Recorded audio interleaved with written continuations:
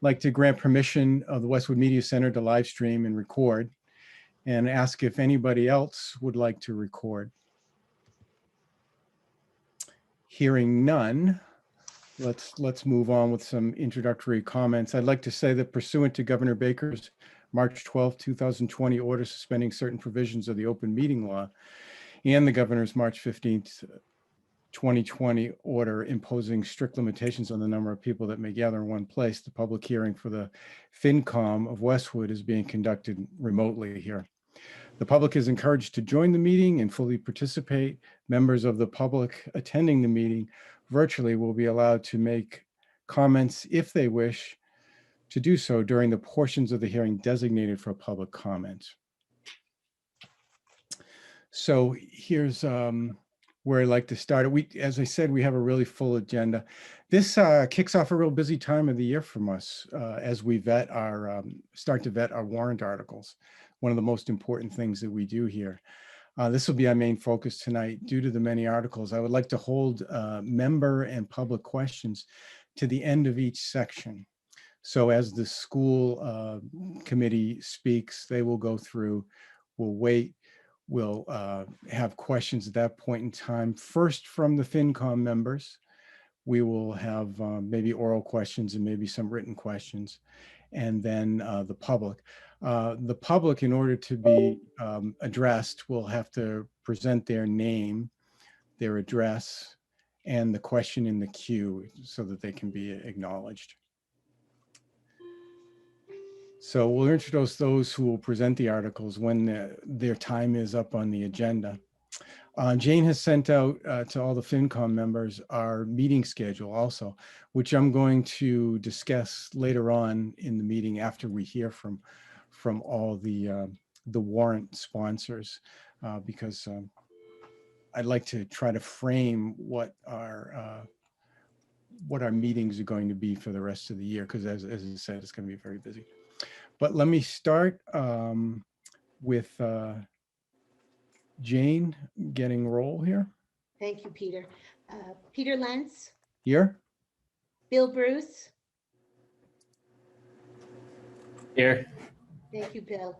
Jim Ferraro. Here. Lauren Fitzpatrick. Here. Craig Fiscaldo. Here. George Hertz. Here. Angela Hughes. I haven't seen Angela yet, but I'll move on. Peter Ittig. Here. Caitlin Jerzak. Here. George Laham. Here. Diane McCarthy. Here. Chris Pareda. Here. Mike Powers. Here. And Kate Wynn. Here. Thank you. Okay, so let's start with the Pledge of Allegiance. I pledge allegiance to the flag of the United States of America and to the republic for which it stands, one nation under God, indivisible, with liberty and justice for all. As one of the things I've been doing in these meetings, I've been trying to give updates on select board meetings, and it's been a while since we spoke, and the select board has had a lot of different meetings. So I'm going to try to summarize those pretty briefly here because of our tight agenda. On 11/23, there was a select board meeting, and I'm really focusing right here on things that are of importance to the FinCom committee, not everything that went on in the select board meeting, because obviously they do a lot of things on town business. But Al, in that 11/23 meeting, Al Wasialko reported on tax collections, and that report was pretty good. There's really no issues on collections to date. Pam and John Curran, the tax assessor, also talked about the revised property and commercial values. The residential values, as they've done that assessment, are up 3.3%, and the commercial values are down. So overall, the tax base is up 2.7%. They did in that meeting approve the same shift factor of 1.7 that we've had in the past, which is certainly a savings to all the households. In that meeting also, for those in the municipal subcommittee, Chief Silva reported on 3 new officers being hired, but those are within budget. On the 12/7 meeting, the select board talked about, among many things, the Islington Center, and the process going through there, and the different progress. I would refer people to the Town of Westwood website if they want to look at the progress there. There was also a discussion on the FY22 budget and targeting of the way the budgets were set up in preparation for a potential reduction in state aid.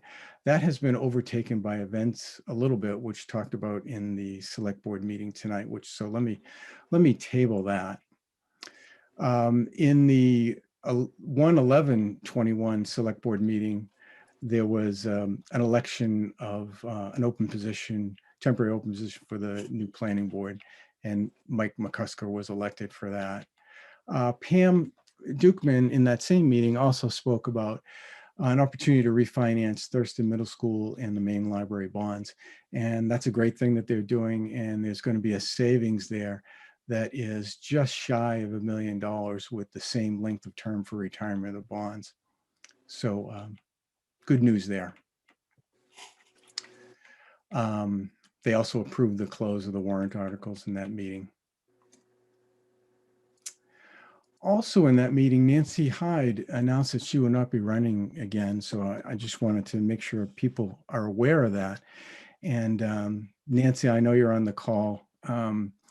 I think it's 16 years that you've been there, and it's really would be hard to summarize all the great things that you've done for the town. I know that I really appreciate all the advice that you've given me over time, and you're going to be sorely missed. And we can't do it justice here with a very small amount of words, but you've been great.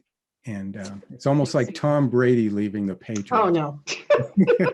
Just don't go to another town. No. It's been 18 years, and it's somebody else's turn now. Yeah. So, but it's been a pleasure. Okay. Thank you. Thanks a lot.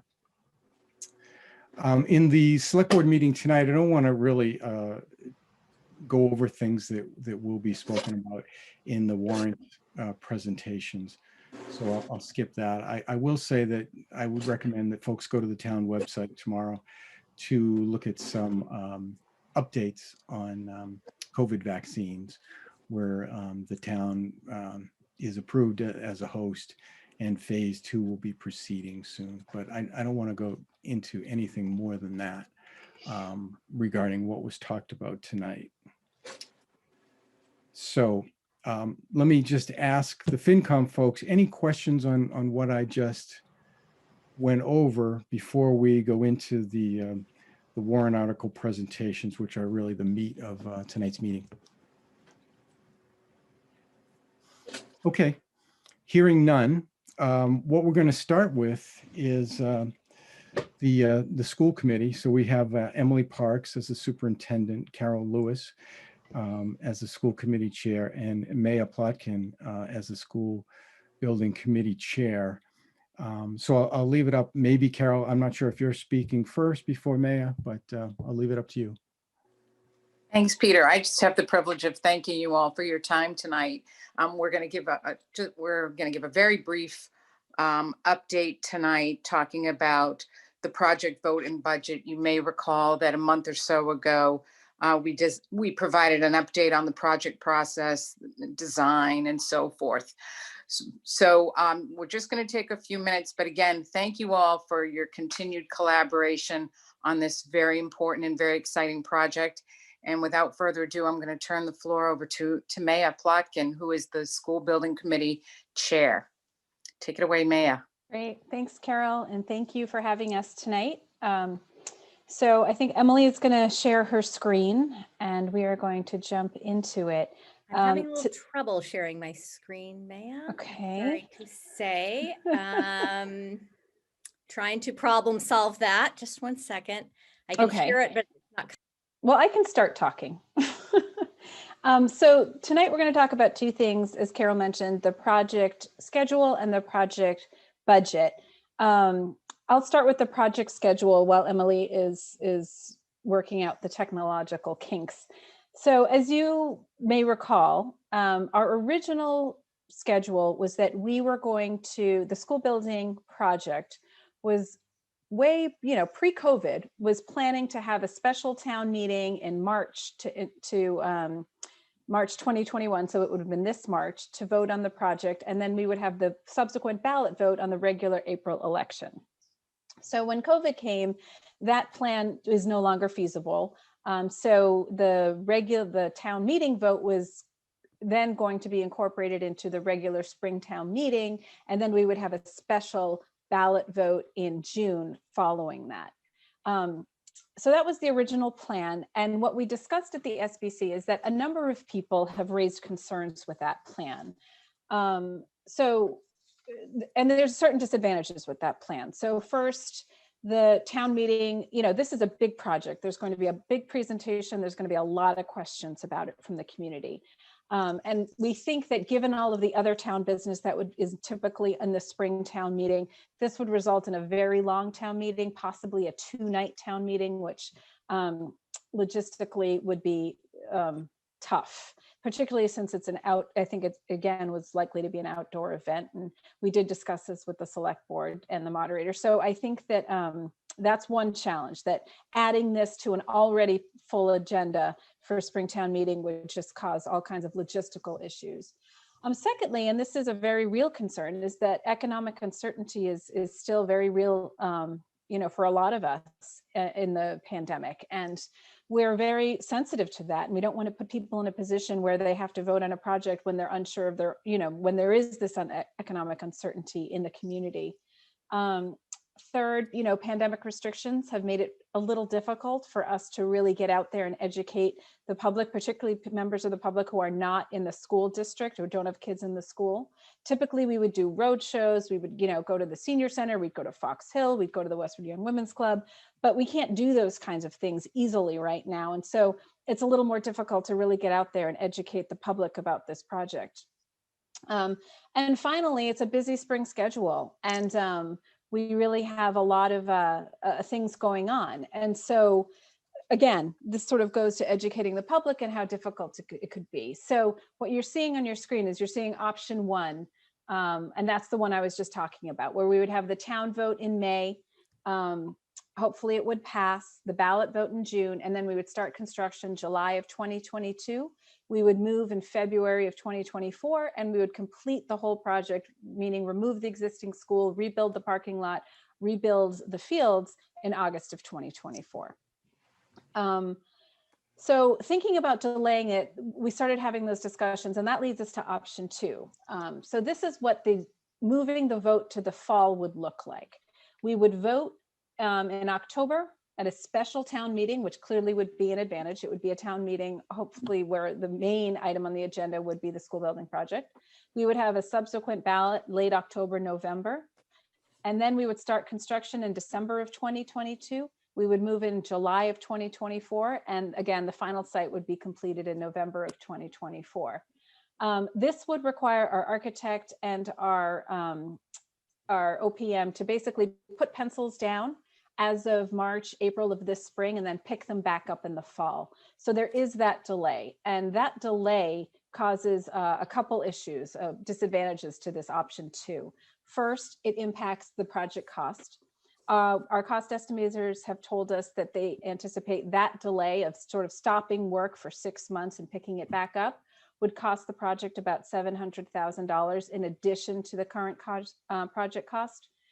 We have heard that number as high as $1 million, but we've really worked through it, and we understand from the OPM that the 700,000 is probably a much better number.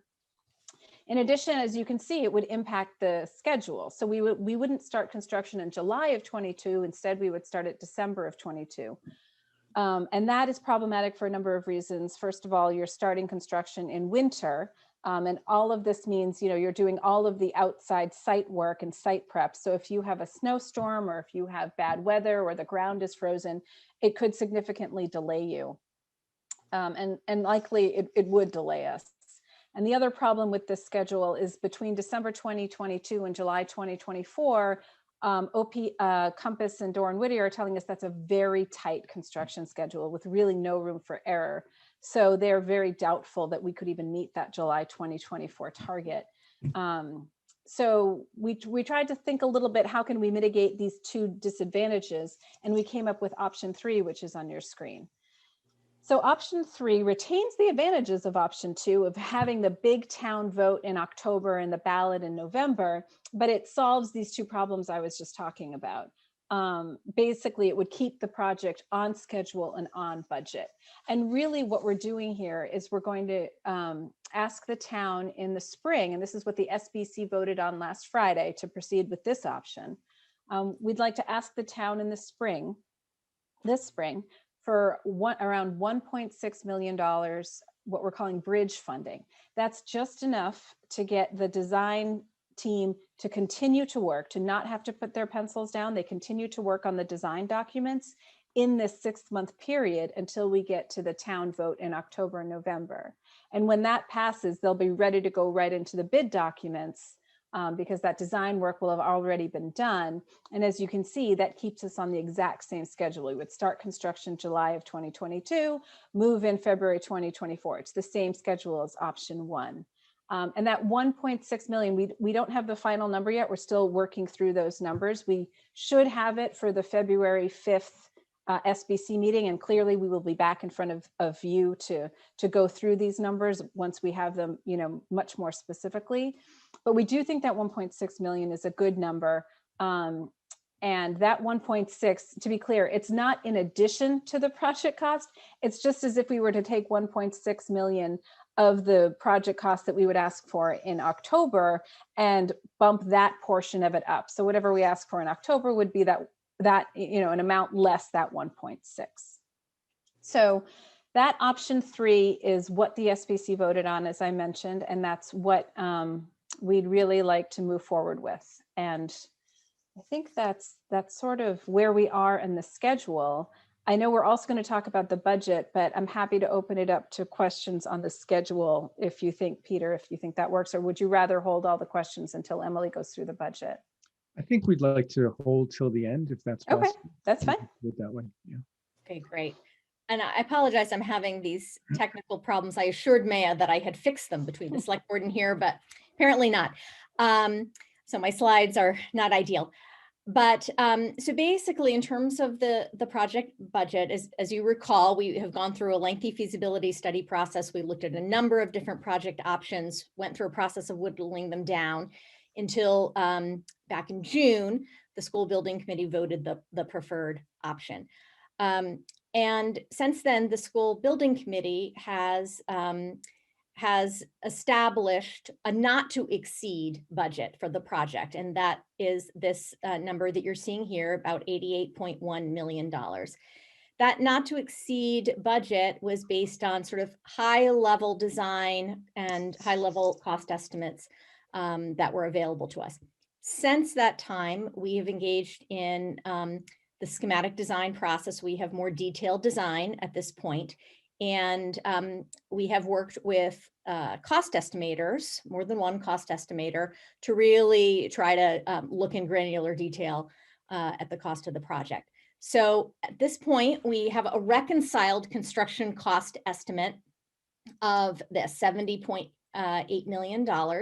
And you can see as compared to our targeted construction cost, the cost estimators came in with this number that was about $500,000 above our target. And so what the SBC has been doing over the last few weeks is working with our design team. We identified a number of possible ways to come at the budget. We went through a value engineering process. We had working groups that took a look at different possibilities.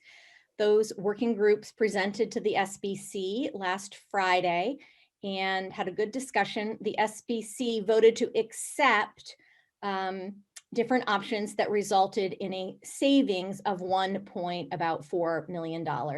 And so with that now, and I apologize that you cannot see this key number, but it brings us in a little over $893,000 under our targeted construction cost. So it's about $69.5 million. We also are carrying 2 alternates. So one is to add a UV system, and one has to do with another phase of landscaping potentially. So we would carry these as alternates, and we could take a look at that later in the project on bid day, for instance, or even in the case of the landscaping, you know, as the project is underway and we have a sense of actual costs and where we are with our budget. Yeah, and that number, just so that the hidden number there The is, hidden number. is $69,487,680. So that is the current estimated project construction cost. Now, the soft costs you add into that, that's an estimate as well. I think that 17.8 number is high, so that should come down as well. But the good news is that you know, as Emily mentioned, the SBC did a lot of work and was able to find about 1.4 million in savings, and that brought us to about $900,000 below the target cost. So that's really where we are in terms of the schedule and the budget. We know this is a very high level, you know, these are 2 very high level slides. As I said, we will be back in front of you with more detailed information, but we did want to come today and update you, particularly on the schedule change and on these updated numbers. And we're happy to answer any questions you might have. Okay, great. Thanks so much for all the work. Let me see, Jane, has anyone from FinCom wrote in any questions?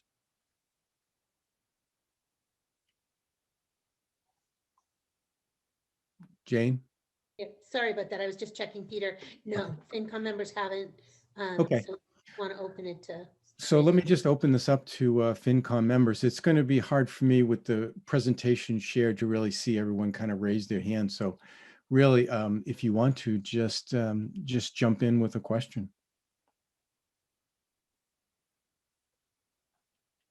Maya, I'm looking at option number 3. Yep. You had said, so the first vote, you're asking for $1.6 million. Yep. The other night, you had mentioned that you have, I think, $1.3 million that was not spent from the original funding. Are you planning on using that $1.3 million towards that 1.6? So it was actually opposite. We have about 300,000 that we haven't used in the feasibility budget. So leaving us with a balance of what I thought would be 1.3 million and ask for at town meeting. Pam has since told us that because of the way the vote was structured initially for that feasibility money, that 1.75, of which we still have about 300,000, we can't apply it to this 1.6. I think that will just and go back into sort of, you know, that go back to the town, and then we would have to ask for the full 1.6 amount. So I was under the impression we could take the leftover money from the feasibility and credit it, you know, and use that in a, you know, and reduce the amount we asked the town for. But I understand now that we're not able to do that. So we will be asking the town for the full 1.6. Yeah, that would have been too easy. I know, right? And then what happens if between the first vote and the second vote, there's a lot of time? What happens if voters change their mind and don't pass the second vote? So that is, you know, we have to be clear-eyed about this, right? The 1.6 would be at risk if the town votes the project down, but that's the same as it would be with the 1.75 we've already spent on the project. We would have design documents in hand, so we would have something for the money. But, you know, if the town votes yes on the 1.6 and then no on the ultimate project, then that, you know, then we would only have as much as we paid for, which is the design documents. Okay, thank you. But I'm hoping that, you know, that we are able to be successful at town meeting in the fall. Okay, any other questions? Yeah, I am not sure about the process. When we heard the initial presentation, the committee put together many questions about the larger project, about Sheehan, other questions about the project. So I don't know if, since all the school's looking for right now is this 1.6 million, and then the larger project. I'm just like, I'm a little bit confused about the process and where those other questions then get addressed. So I'm happy to address any questions. You know, I am conscious of time, so I know that we're here, you know, to sort of talk about the 1.6. Having said that, we will, you know, for the fall vote, we will certainly be back in front of you multiple times, so we could certainly address those questions. But if anybody has specific questions, I'm happy to address them now if there's time, or, you know, we also could, you know, I defer to you. You tell me how you'd like us to address those questions. Peter? I just want to inject here. I don't have a question, but I do want to say I think that this is a great option. It makes a lot of sense. It gives everyone involved in the project, the school committee, the school building committee, and the residents of the town to get more time to ask these questions. And, you know, when we go to fall town meeting, you're going to have bid docs in place. So the numbers should be much more static and stable and not as squishy. So I think it's a great option. I think it's, so thank you. Yeah, I think the most important element here is, as you mentioned, Craig, this gives us a lot more time to educate the public. Right. It's super tight. Everyone is very busy this spring. And we were worried about it, quite frankly, that we just can't reach people and let them know about, you know, the project. So this does give us a lot more time to do that. And that was a big driving force of this. I commend both the committees for making sure that's a priority, to get the transparency and public input is necessary. But Craig, this isn't for bid docs, it's for more design. I know it's for design, but we will have bid docs. No, we won't. Okay. We'll start working on the bid docs if the vote passes. That's why I'm making the point that the vote to go forward then allows the bid documentation to be prepared and bids to come in. It speaks to how the amount estimated has to be very refined, and that's what we've been going through. It's not like the library, for instance, or police fire station where we had the bid docs. We knew the contractor when we went to town meeting. It's a much bigger project and it's a different process working with the MSBA, but it will be very good numbers, and you'll be able to, what we're all looking at is what is the escalation factor built into the cost to cover the time until the project can start?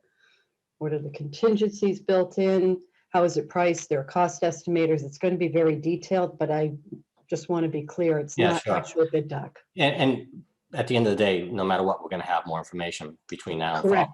town meeting, Yep. including design That's right. docs, which is not what we would have under option one. That's So right. either way, there'll Right. be much more information to make decisions on. Yeah, and I Peter, agree I have I have a question. Go ahead, George. Sorry. It's more of a comment. I like the option 3, but my sense is you almost have to approach that May meeting as though you are going for full approval of the project. And by that, I mean, I think the questions that Diane referenced that have come up are going to be asked at town meeting.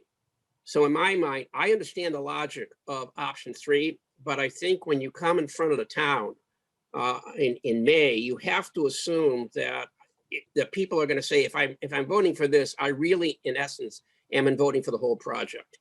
And so I'm suggesting that you think about the questions that have been raised about some of the other schools, and those need to be addressed, I think, in your presentation in May.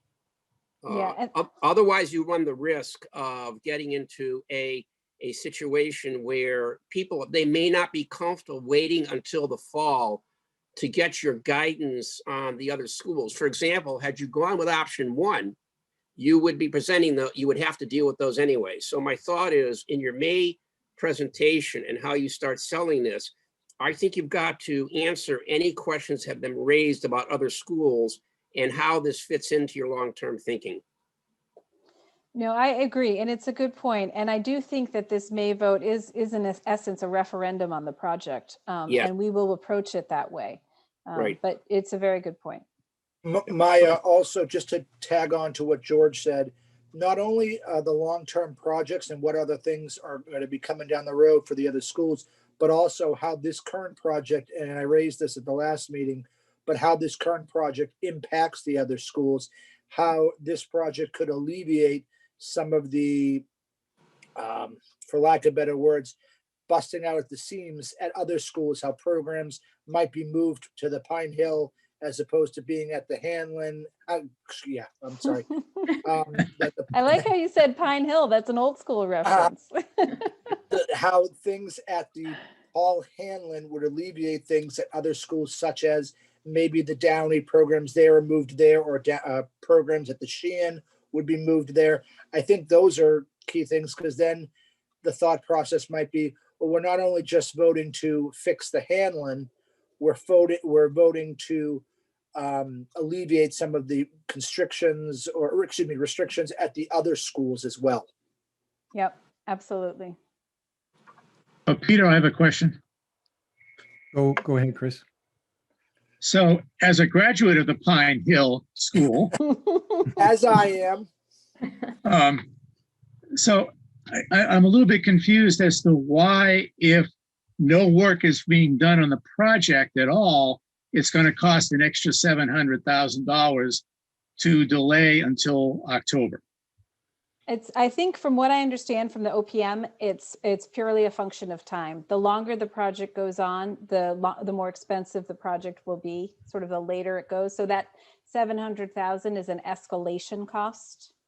It's not. But the time period between your on all three options, the time period between your town votes and the completion is the same, except for option 2, which is actually 2 months shorter. No, option 2 is longer. So in option 2, in options 1 and 3, we would move in February of 2024. In option 2, we don't move in until July of 2024. I understand that part, but if you take the number of months between your town vote and the move in, that number of months in option 2 is actually 2 months shorter than options 1 and 3. Right. And I think that because it's later in time, and I really, I can certainly get Compass to come here and address this question, and we can give you more detail of how they got to that escalation number. But I just think that because of the passing of time, that's why the escalation costs. And there's also a certain amount of ramp up costs. Again, when you stop a project and you pick it back up, there's a certain amount of cost that you incur just to get the project going again. And at this point, we're going to be putting the bid docs out much later in December in 2022 than we would in options 1 and 3. And I think that's another factor, that they're estimating that construction costs will increase in that time frame. So those, I think, are the main factors, but as I said, I can certainly get Compass to come and address this question much more succinctly and professionally than I can. Well, we all want to get to the same spot, and that is town approval of the whole project. So to George's point, I am very concerned that we don't ask a question that we can't stand the answer to, which is a May vote that ends up not being what we want. So is there any other way that the school committee can fund that $1.6 million without going to town meeting in May and moving the larger project vote to October, November as planned in option 2? So Carol, do you want, I know you discussed. Yeah. Yep. Go Yeah, ahead. I can jump in. So I think it's important. I understand your point, but I think it's also important that we, by having this vote for this relatively small amount compared to the whole project in the spring, this is an opportunity for us to take a litmus test, if you will. I mean, we'll continue to educate the public between now and then, but this is an opportunity to continue what has been up to date, a transparent process. This would be another step in the process we would continue to involve the public in. So between now and that vote, we would certainly be reaching out to the public as we continue as we have done all along. So I think it's important that we take that litmus test and ensure that people are on board. The other thing is that a question came up. We have a mitigation fund, and the question came up at the school building committee, well, what about that money? And would we consider, if this vote didn't pass, say in May, would we consider using that money? And I would say absolutely not, for many reasons. One, that money is our rainy day fund, and it is raining cats and dogs right now. We are in as you know, where with the pandemic, we have a lot of unforeseen circumstances that we've had to deal with. And in truth, even though a vaccine is out and coming to the community and so forth, we anticipate that there will be other issues pertaining to COVID for the opening in the fall. And not only that, the fund would not only be helpful in those situations, but also remember that we still have to continue to educate our kids, and this project is not going to be done in the next year or two. So we still have to maintain the buildings that we have. And as time passes, there are more needs, and we'll have to address those needs because we have to keep our schools open. So we'll need that fund to address those, again, unforeseen circumstances. So that's a long-winded way to answer your question. That I would say that we don't have other money. And I don't think it would be appropriate to use other money because, again, we want this to be a transparent process. We don't want to just decide, you know what, maybe the town won't be in favor of it, so we'll just use our own money. No, I think it's important to keep the town part of this process. That's my spiel. All right, thank you very much. And I just want to say that the school bidding committee and particularly Amaya have done yeoman's work going through this whole project and making some very hard choices in order to save some what amounts to be individually not very much money, but collectively $1.4 million. So I appreciate all the hard work that you guys have done. Thank you, Chris. If I can chime in to that point, and I made this during the select board meeting earlier, Chris, it was a really good process to look through the costs and look at key areas and identify where we could pull back. And I said it at our meeting, and I'll say it now, it hasn't had a negative consequence on the integrity of the project. And Emily went back to the teachers on some of the items that were identified as potential cost reduction areas to make sure it wasn't impacting the quality of the education that has been part of the whole design of the building. And we found that there were areas where we could scale back, and that's what's being proposed. And it was a very detailed, two subcommittees were formed. One was on the site, one was on the building design, and a lot of hard work went into it. So it was really deliberative, and it came back with a pretty sizable amount of savings. Very good. Any other questions from FinCom members?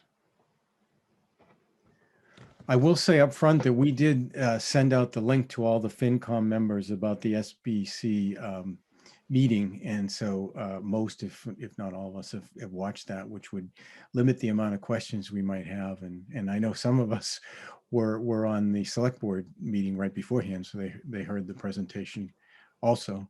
So this is Jane. Tom Kilgariff had a last-minute family conflict, but he wanted me to express his support for option 3. So I just wanted to chime in on that. Okay, great.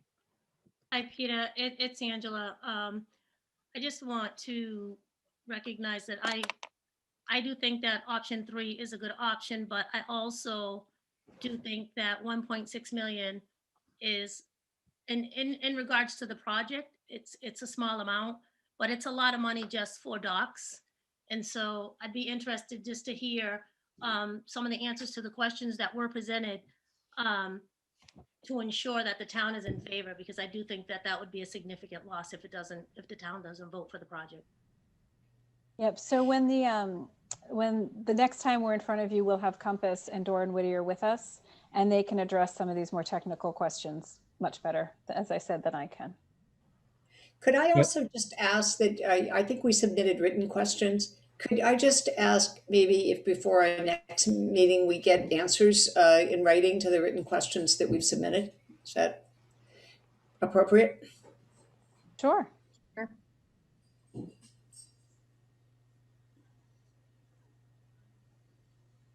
Yeah, we'd be happy to do that, Diane. Thanks. Okay, let me see. Are there any members of the public on the call here?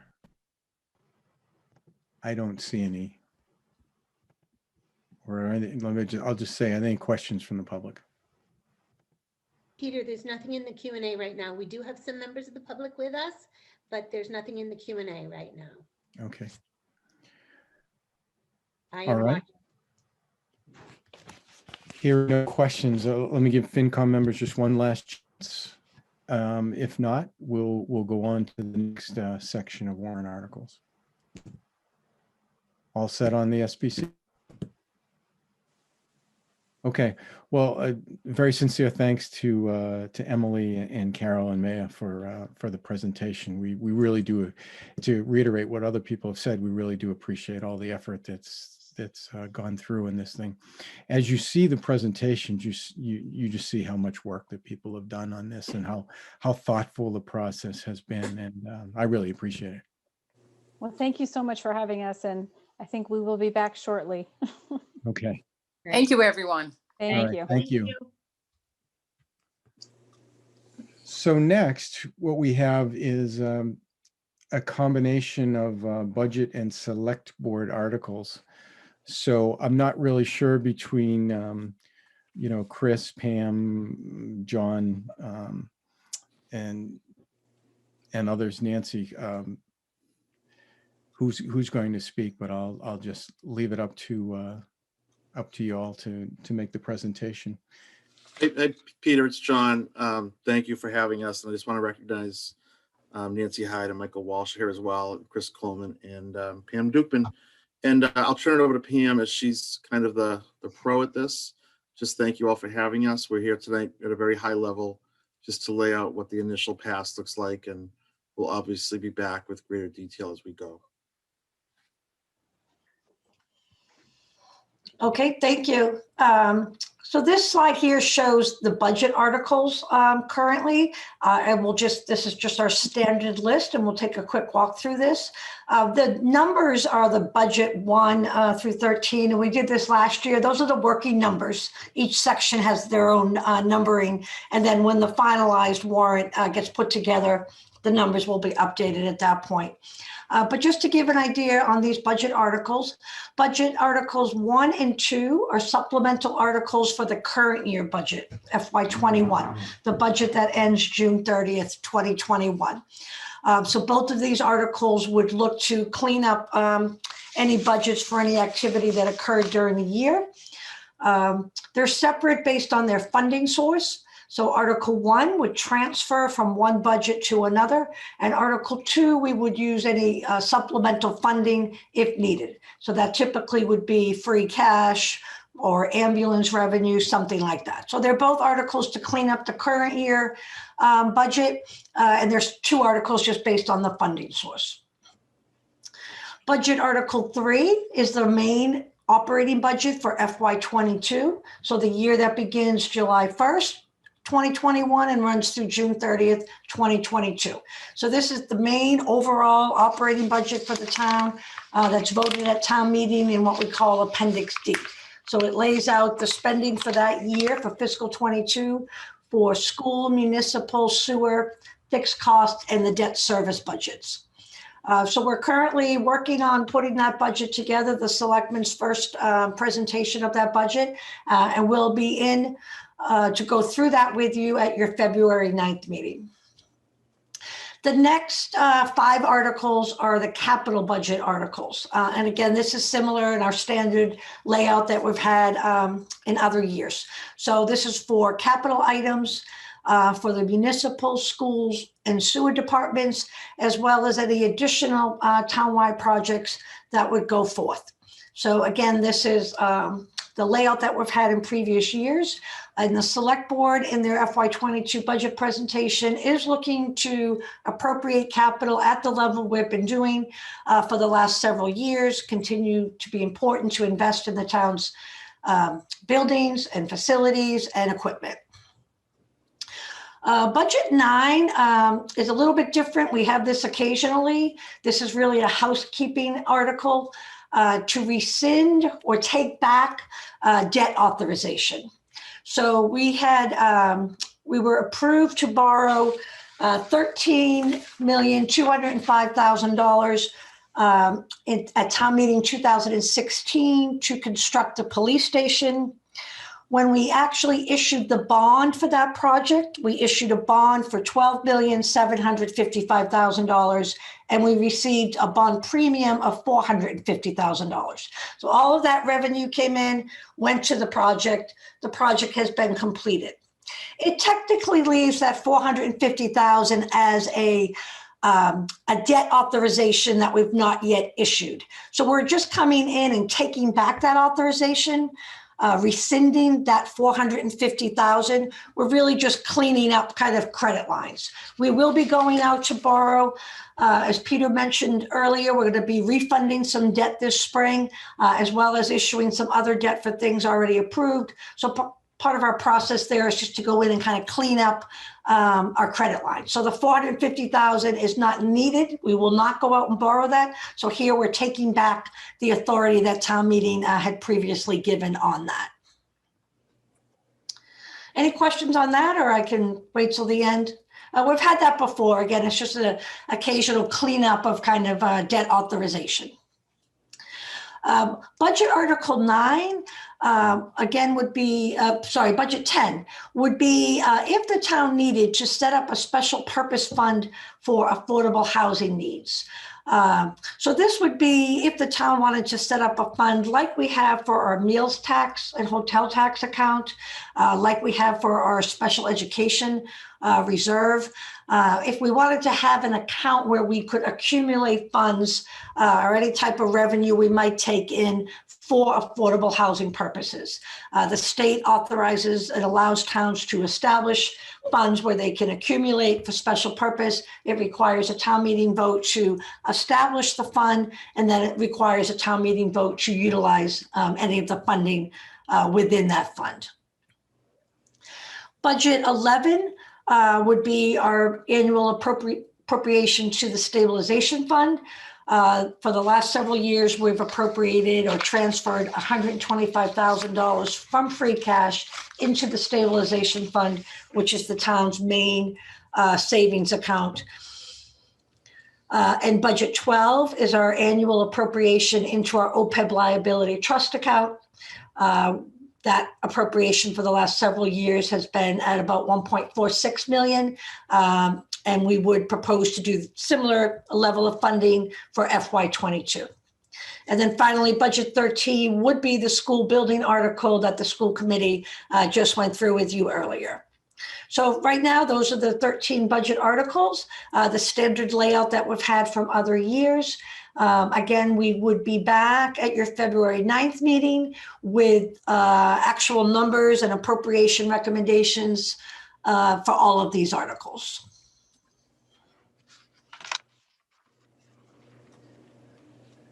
Okay, let me see. So we're at the end of kind of the budget side of things. So I'd like to kind of open it up for questions related to these budget articles.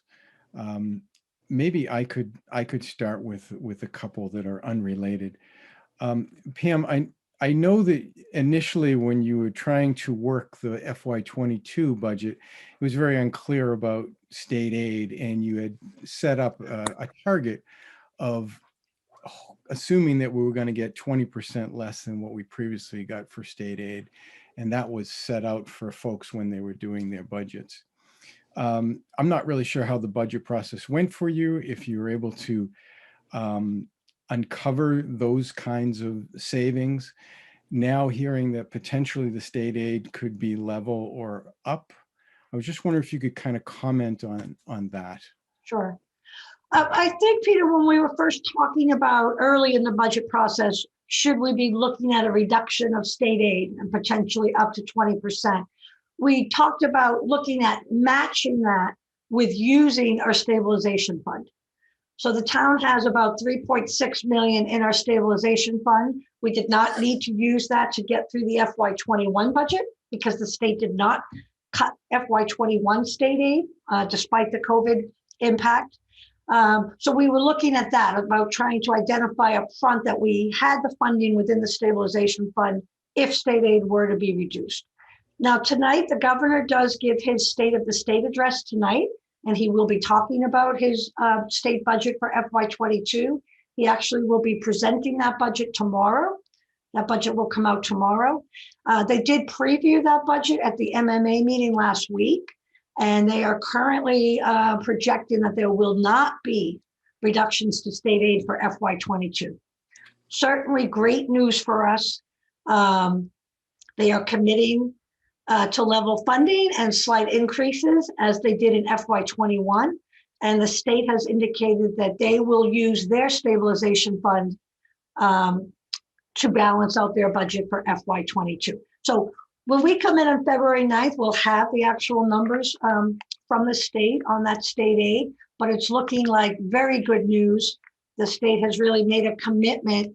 They know the importance of state aid to the individual communities and how tough the budgets have been through this COVID impact for communities. And they really are committing to not reducing state aid again for FY22. Okay, thanks. I appreciate that.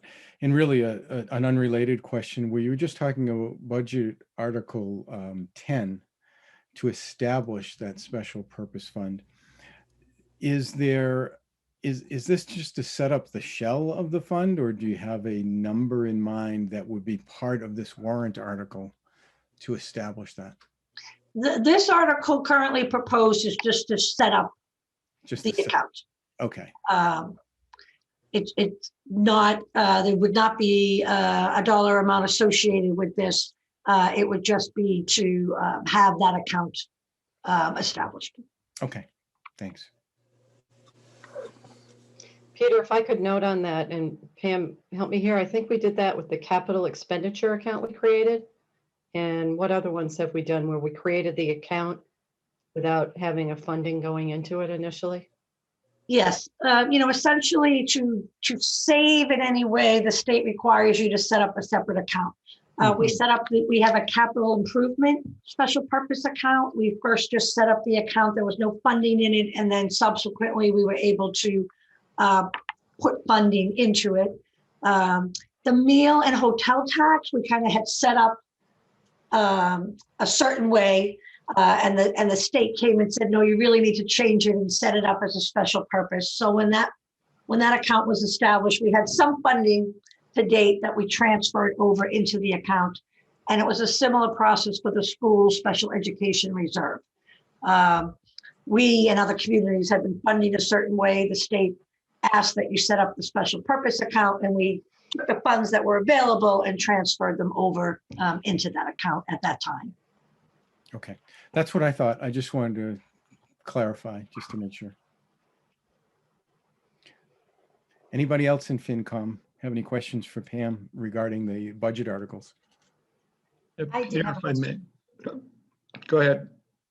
Somebody else out there? Go ahead, yes, I have a question, Pam.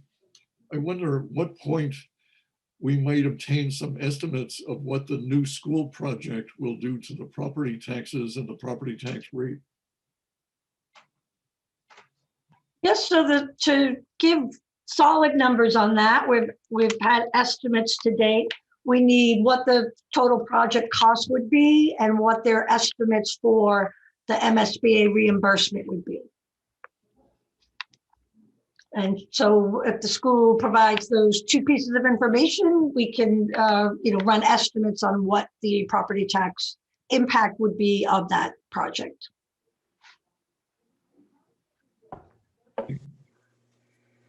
Okay, Kate, I think you had a question? I did, thank you. About that budget 10 regarding affordable housing, I'm just wondering, when are we, or maybe we have it already and I just don't know, when will we find out where we sit as far as what our required affordable is in the town? And do you expect that to muddy the water of this article? Yeah. You want Nora to take that? I Or was gonna say, did I Chris? see Nora Yeah. on? Yeah. We know we're above 10%, but maybe Nora can add some more detail. Sorry, could you ask that just again, where? You're asking where we stand on our SHI? SHI, yep. So we don't know until we receive the 2020 census numbers for sure, because we're waiting to find out how units are counted, whether or not our memory care facilities are counted as group quarters or single family homes, and how our accessory apartments are counted. If those are all counted, then we're short by up to 19 spaces. If only some of those are counted, we could be short by, I'm sorry, not spaces, 19 units. And if only some of those are counted or none of them are counted, we're either in the clear or we're short by 2 units. And we have some units in the works right now that are expected to come online in 2021. So we may very well be over the 10%, or we may be behind. We just simply have to wait to see what the numbers are.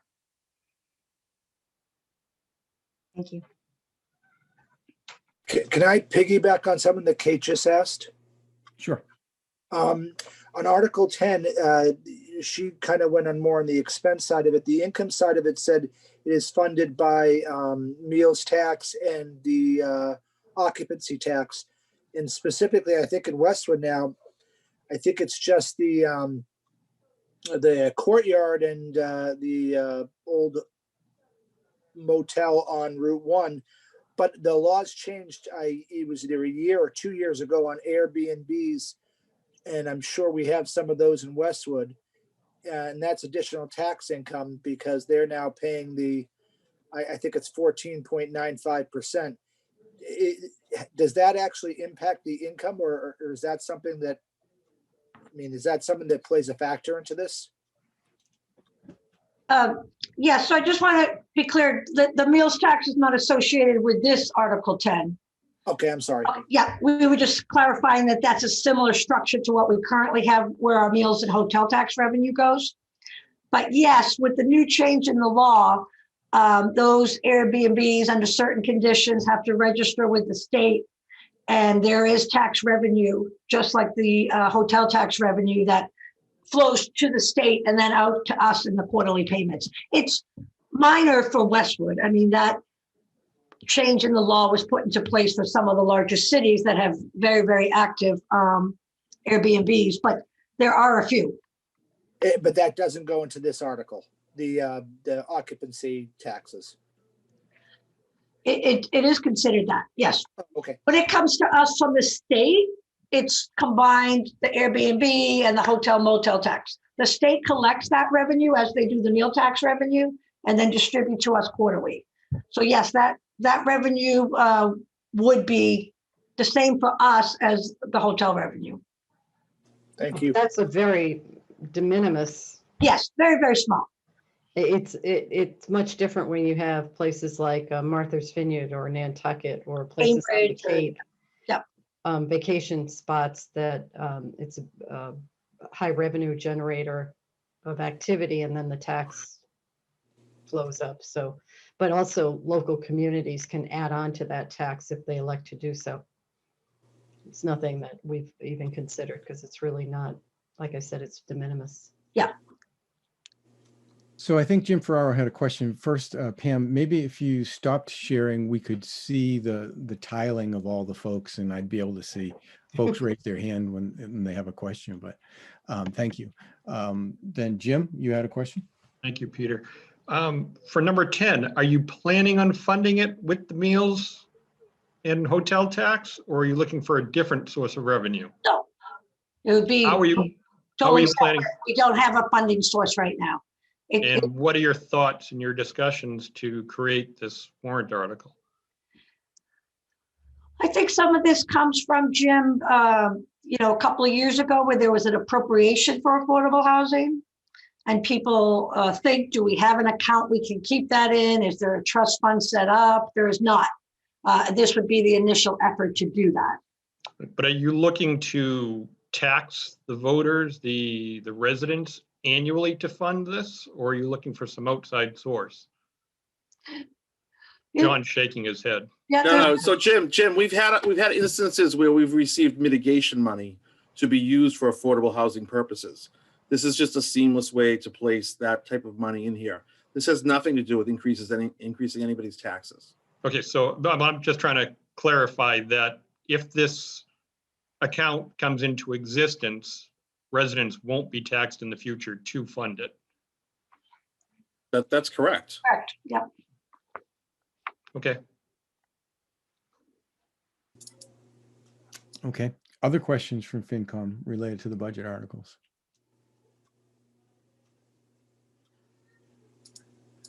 Okay. Peter, if not, could I just clarify one item on the school article?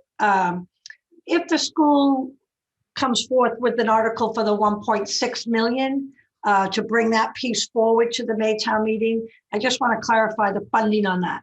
So that would be authorized as a borrowing, as we would do with other design pieces and as we did with the feasibility piece. So it would be a borrowing authorization. The town would not issue that long term. We would only do a short-term ban for the funds that are necessary. And we would wait until to see if the larger project was approved in the fall. And then if it was, that short-term ban would be rolled into the overall larger bond. That is exactly what we did with the feasibility study, the 1.7 million. That was voted as a borrowing authorization up to a certain level. And that 1.7 million, we have not issued yet a long-term bond. We issued a short-term note, and we also received some funding from the MSBA for their share. So I just want to be clear, if the schools indicate they don't need the full 1.7 million that they have authorized, there is not 300,000 kind of sitting in cash. We don't have that. We did not issue a bond for the full amount. We are only right now doing that on short-term funding, again, to see what happens with the larger school project, and then it would be rolled into long-term debt at that point. So we can't use that authorization because that borrowing authorization was very clearly feasibility study. So we need a new authorization for this design phase with borrowing. But I just want to clarify, there's not funding left over from that authorization of the 1.75 million. The schools are just indicating that they don't need that full allocation that they were given. Right. Okay. Understood. Because I've asked for FinCom input and questions on the budget, let me just ask briefly, is there any public questions or input on the budget articles? There's nothing in the queue right now, Peter.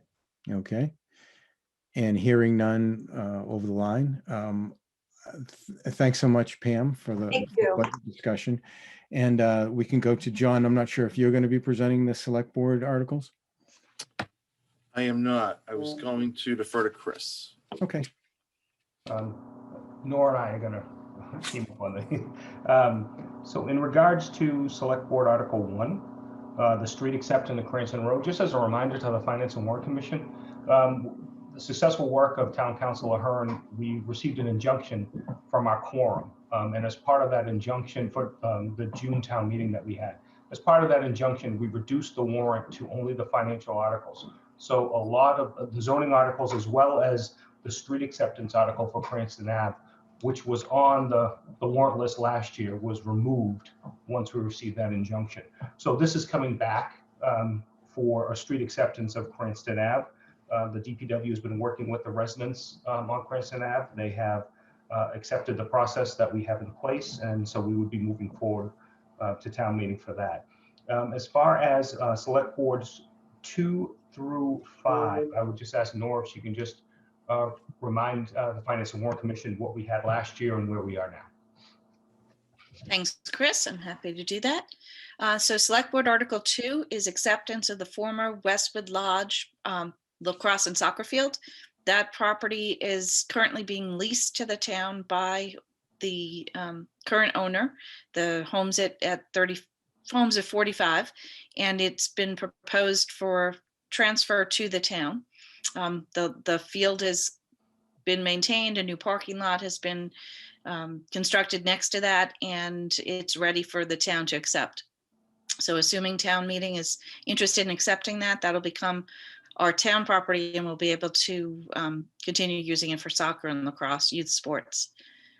Select Board Article 3 is also related to the homes at 45.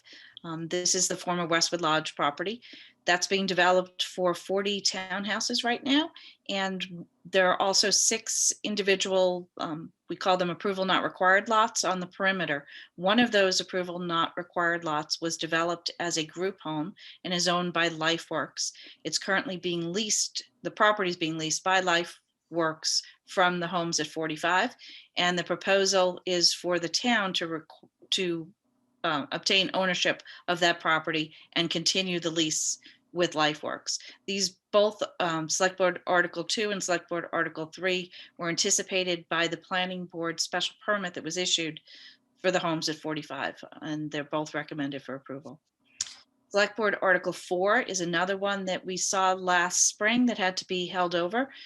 This is an article related to the Obed Baker House. It's a historic property on High Street that the town has been trying to have redeveloped and reused for several years now. And we had an RFP, request for proposals, that went out in late 2019. And we had one bidder on that, and the bidder is still working on their documents to be reviewed by the Select Board. But all of their proposed plan options all would require a rezoning, as well as just the transfer of the property. So the first article, Select Board Article 4, would allow for the disposition, the transfer of the property to the party who's interested if the Select Board accepts their proposal. And in the Select Board Article 5 then would allow for rezoning of parcels involved with the Obed Baker House. It's the parcel that the Obed Baker House currently sits on that's zoned for residential use, and I'm sorry, for commercial use. It's within the local business A district, and the parcel right next to it is zoned for residential use. So the party that's interested in acquiring these would want both parcels to be rezoned either to commercial or mixed use. And we're still waiting for the final plan to come before the Select Board for them to review. So both of these articles are placeholders. Assuming that the project moves forward, they would both be needed by town meeting, but the first step is to go to the Select Board. So we won't know until the proponent makes his proposal to the Select Board on those. Thanks, Nora.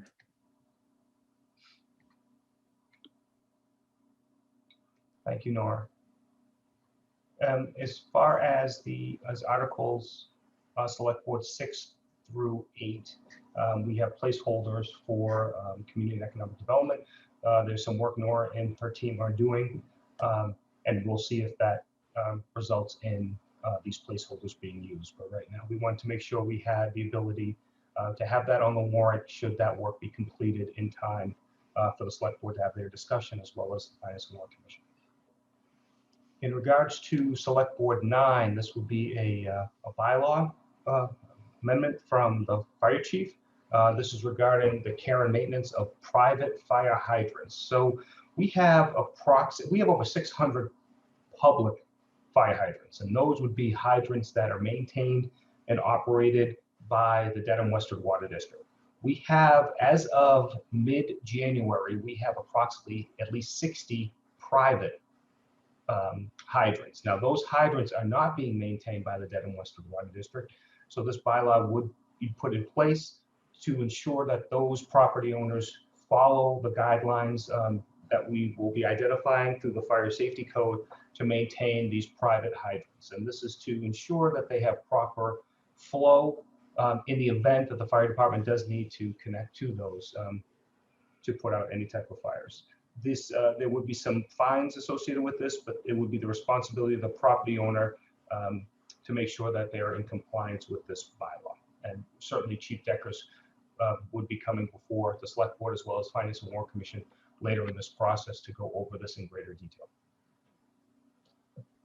The remaining articles that we have, miscellaneous 1 through 5, are traditional articles, miscellaneous articles, as again, similar to economic development, as things are coming up for the board.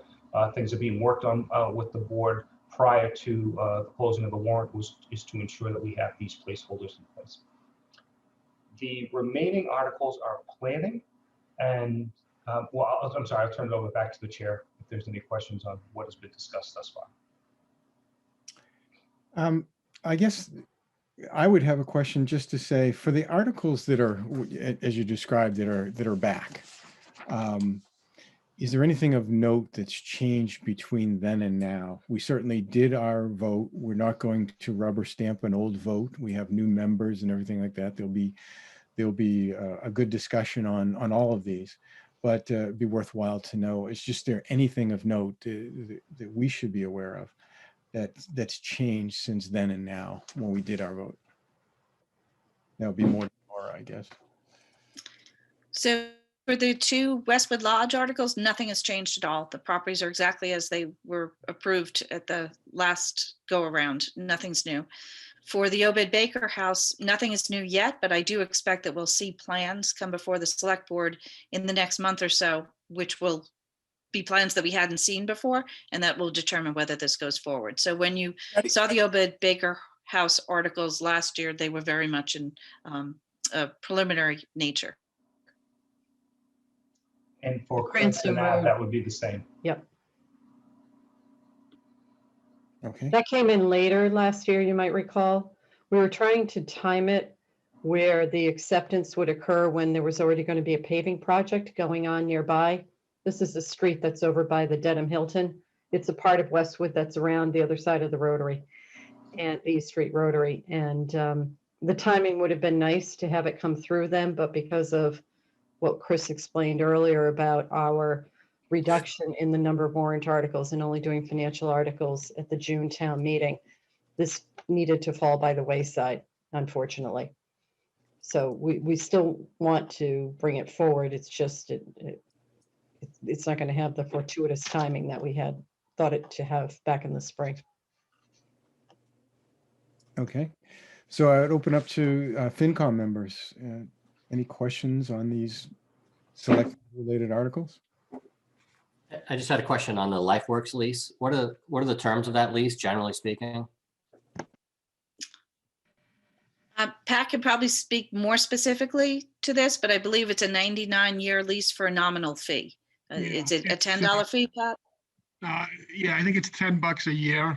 It's de minimis. It just allows us to operate it until such time as town meeting accepted. And there's some basic ground rules of when we can be on the field.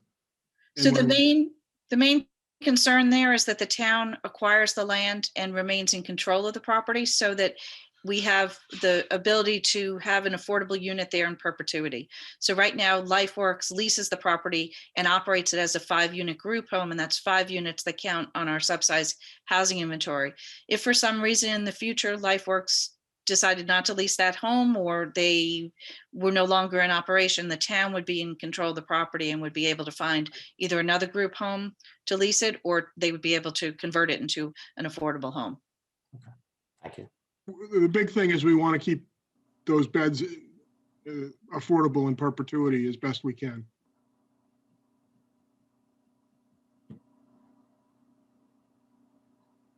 Okay, good. Other questions from FinCom? Hearing none, I would just open this up to the public. Any questions regarding these select board articles? Nothing in the queue, Peter. Okay, nothing in the queue. Not hearing anything. I think we can move on to the planning board articles.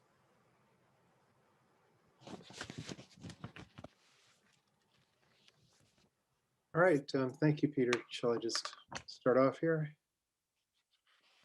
Yes, go ahead, David. Okay.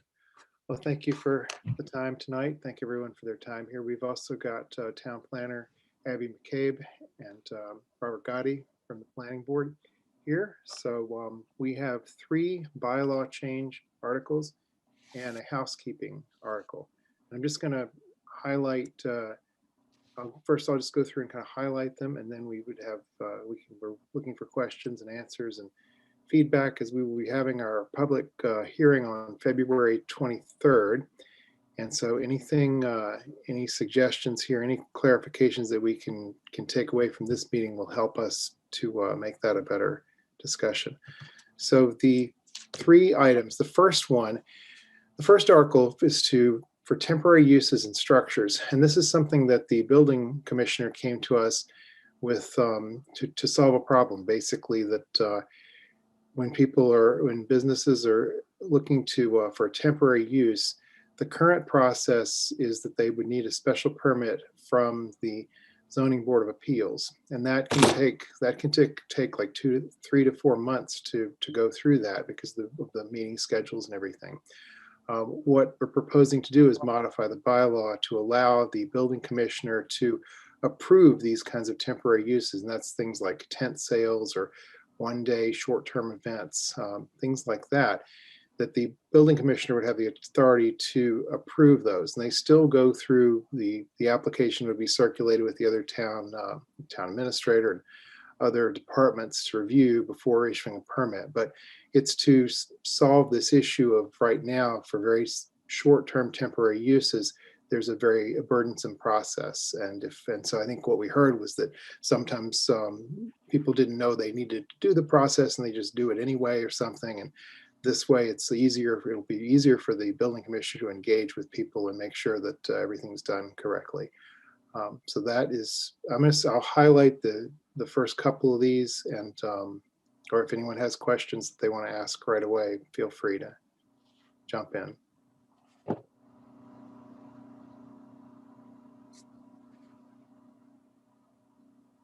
So that's the temporary uses and structures. The second zoning article was something that was planned for the last town meeting and then postponed because of COVID. This was a zoning amendment relative to firearms and explosive sales and services.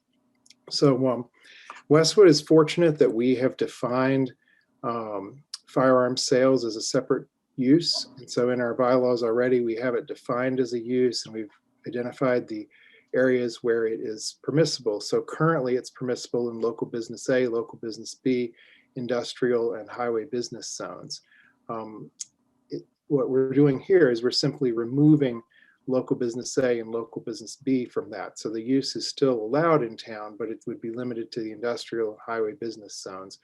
That's because we want to promote uses that are more foot traffic in the village business districts. And again, we went through the design of this last year, and it hasn't changed. So it's the same. It's basically just taking a couple of check boxes away from the table of uses. And through that process, it's prohibiting this particular use in the local business A and local business B zoning districts. When that's basically High Street and Islington Center. So that's the firearms one. Are there any questions on either of those first two? Are there any businesses that are currently going to be affected by that, or any businesses that are seeking permits that are going to be affected by that? So there is for the second one, for the firearms, or for the firearms, right? Not that we have, I'm not aware of any. There is one business that is in the it's in the industrial zone, right, Abby? Yes, So there is they're one currently in the industrial zone, so there would be no change in that approval. So no business would be affected by the change. Correct.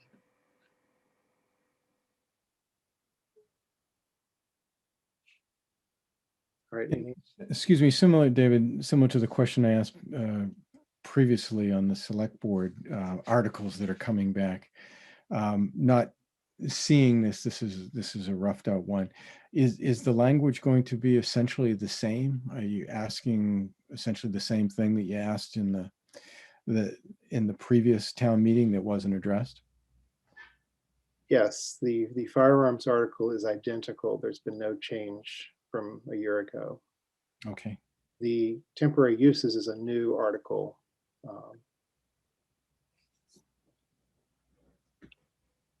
And then the medical use one that we're going to get to next, that is a new article that has been on previously, but it is a new proposed article. So I wanted to kind of do those first ones to see if there's any questions. The medical uses one, I'll kind of go on into that now. That is, you may recall, there have been a number of previous efforts at this, and we kind of took a step back, and Abby pulled together a advisory panel of residents and Mr. Gotti from the planning board and Mr. Path also. We kind of took a step back and looked at that fresh, and so that's why Mr. Gotti's here tonight to talk about that and to present what happened, what that's about. So I'll just turn it over to him. Thanks, Dave. Abby, did you want to say anything up front, or do you want me just to pull up the presentation? You can get started. Just wanted to make clear that this is a new article. It's come forward a couple times. It addresses the same issues, but it is a completely new proposal.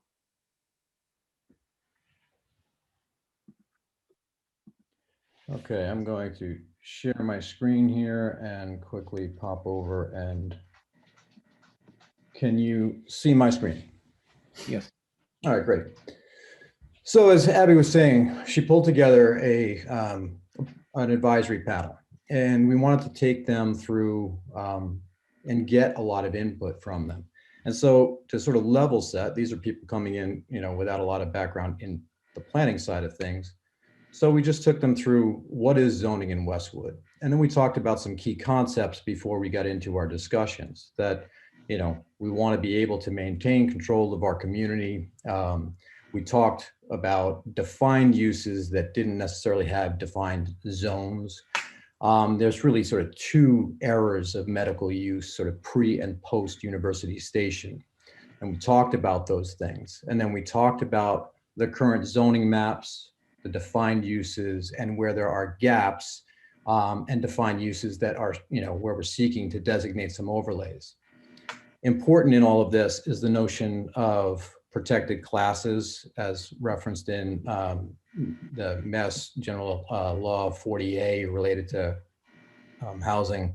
And we'll talk about that and how it applies here. And then we'll talk about the group itself, the composition of the group, the things we talked about, and then ultimately the recommendation that manifests itself in the article that you'll see. So really just, this is high level stuff because when you're bringing people into this, we want them to just get on the same page with everybody. And so zoning really is like a 3-branch check and balance system, like at the federal level. The planning board, we create and carry out policy, the zoning recommendations that get adopted at town meeting. We hear and rule on those special permits. The ZBA really adjudicates any appeals to those where there's not a clearly defined use that was open to challenge. And then Abby and the building commissioner enforce those regulations and any special permits or variances that are granted. Now, sort of key concept one is we want to retain control, right? By proactively planning, we can protect and preserve while still being able to improve our town. And so key to that is defining how property may be used and then also where those uses may be located. Key concept two is sort of the old adage of fail to plan, plan to fail. So absence of a zone being specified as to where defined use may locate doesn't mean that that may not locate in town. In fact, it actually means that it can locate anywhere in town. And so that is key to sort of this discussion. We talk about two eras of medical use, pre and post University Station. Pre-University Station, there was really just a single medical use term, which was office of doctor or dentist, not resident on premise. Post-University Station, we had 3 terms: office of doctor or dentist, non-resident on premise, office of a healthcare professional, or medical center or clinic. Now, as Abby convened this panel, we wanted to make sure that we had a really diverse group, both in where they live in town, as well as the value they would add to the discussion. So we had folks from Islington, resident of East Street, somebody who lives down in University Station, someone over in Downey area, Martha Jones area, the High Street area.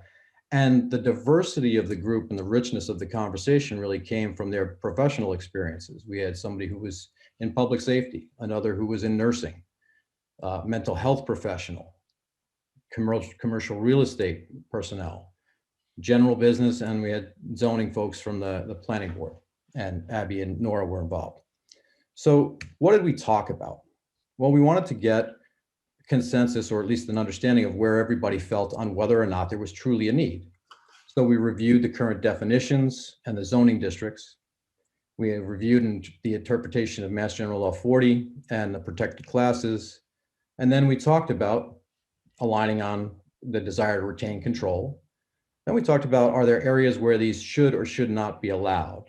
And then, Sorry, Rob, I don't mean to cut you off, but your slides aren't moving forward. Are you clicking through them? I am, but you're not seeing that. I'm sorry. Wait, no, you should be looking at topics of discussion. Do you see that?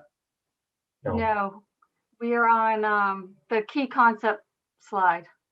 Okay. Key concept 2. Key concept 2. Yep. Excuse me one second while I Sorry.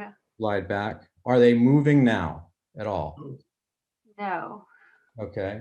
Give me 1 second here. My apologies to that. I'm going to end the show. I'll leave it in this mode here and move the entire thing over here.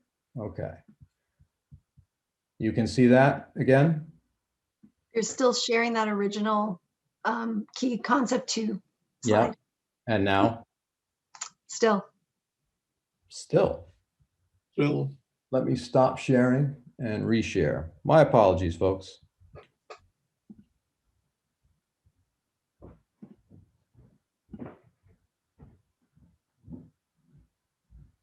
How about now? Nothing. Nothing at all. Oh. Hold 1 second. But the slides sound really great, Rob. Thanks, Kate. How about now? Anything? Perfect. There you go. All right, wonderful. So just really quickly back to, there were 2 eras, pre and post University Station. And we will go here, oops, here, and go down this way. So pre, office of doctor or dentist, not resident on premise. And then post was the 3 terms that I talked about earlier. The same office of doctor or dentist, not resident on premise, office of healthcare professional, and a medical center or clinic. The working group, and this is what I was talking about, the diversity really led to some rich perspective and some really robust conversation, which was very helpful in putting this all together. So when we were talking about the sort of order of ceremony, if you will, of what we talked about as a group, we talked about the need. And we wanted to make sure that everybody felt that, yes, guess what? There is actually a need. Then we wanted to confirm that given that, we want to retain control. And then if that's true, then are there areas where these uses shouldn't be allowed? Let's sort of peel those away from the map, and we'll go through that in a minute. And then given that, what's remaining in terms of options of where those could be located? And then are there other considerations that we should be making when thinking about this? And then that led to what you'll see as the ultimate recommendation for the bylaw. So just level set. This is the perimeter of Westwood that we all know. Residential districts really account for the large share of the land in Westwood. Just taking a look at this, you see all of the currently zoned residential districts. When you peel those away and you just look at the non-residential, the commercial districts, you see that there is really limited area in terms of land mass here in Westwood. So then we said, okay, let's just This is what everybody's used to looking at in terms of the full map with the mixed use overlays included. So that was just sort of level setting with the group. So when we think about what makes us different from other towns, we have a lot of, premier highway and train access. You've got the Brigham Medical Center at University Station raising our profile. You've got the zoning amendments for University Station that introduced these new definitions. And that specifically excluded hospital and substance rehabilitation. So those things were defined, but they were not zoned. And that is where Pandora's box got opened. And so the need was to proactively zone these to avoid any potential zoning challenges so that we can maintain the control that we desire. So when you look at Mass General Law, right, and specifically around housing, we can't discriminate against the disabled person. And back in March of 2019, Special Town Council had issued an opinion letter to the planning board at the time that those in a treatment facility would be considered a protected class and therefore not able to be excluded from having zones for their use for the medical treatment.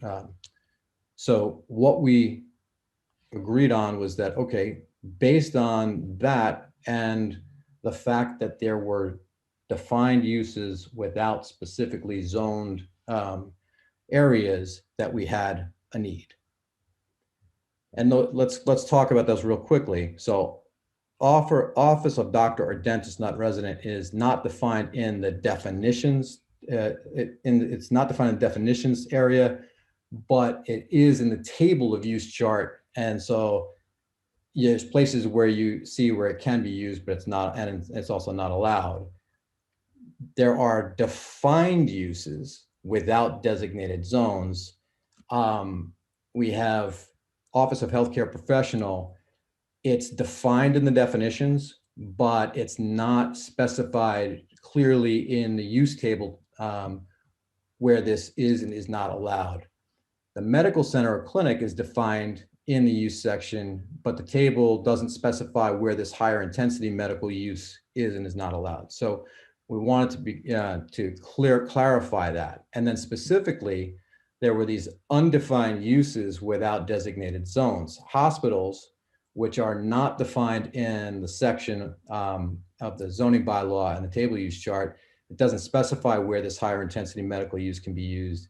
And the substance rehabilitation and treatment facilities are not defined in the definition section, and the table use chart doesn't specify where they can and can't go. So there's some holes.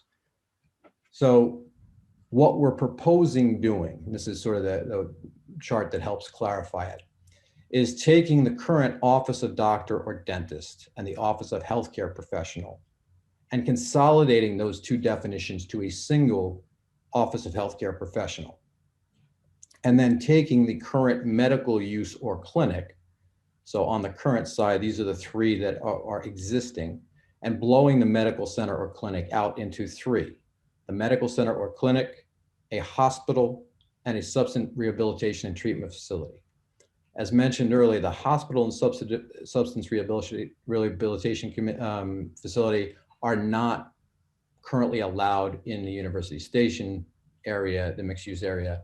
The medical center is. So that led us to the questions of wanting to retain control and where these things should or shouldn't be allowed, et cetera. So we said, we clearly don't want these things in residential districts. So that leaves us with the non-residential districts. As we then began talking about other considerations, everything from the split tax rate to the nonprofit impact and the pilot agreements, we started to really get down to the following districts. University Ave, which we can currently have the medical clinic, and the ARO that is Louderbrook. Okay, this is where Fox Hill and Meditech office space are. So going through all of those things, the group all agreed that the best way to achieve this was by creating a new overlay district that is a medical, correct me here, Abby, the definition of that medical use facilities overlay is that it would allow hospitals and substance treatment facilities by special permit in this new overlay district in the Louderbrook area. And then medical centers and clinics would still be allowed and only be allowed in the University Station district. So with that, that's the sort of summary of how this group was formed, the discussions that were had, the considerations that were made, and how we ended up where we ended up in terms of the proposed zoning article. And I'm not going to get into the specifics on all of this, Abby, unless you want to talk to it specifically here, or I know this is usually generally a higher level, but what we had heard in the past was, why do we need this? What, and I thought the best thing would be to share with you where this group came out in terms of a recommendation after consideration of all the various facts. So I'll stop sharing there unless you want to go through the specifics of the article itself, Abby. Well, we could ask the FinCom members if you want, if they have specific questions about the article. I did send to the commission the draft article language in their packet, so members should have that, and the planning board will also review that. They'll have their full public hearing focused on the zoning at their February 23rd meeting, and then the planning board will make a more formal recommendation and full presentation at the March 8th FinCom public hearing.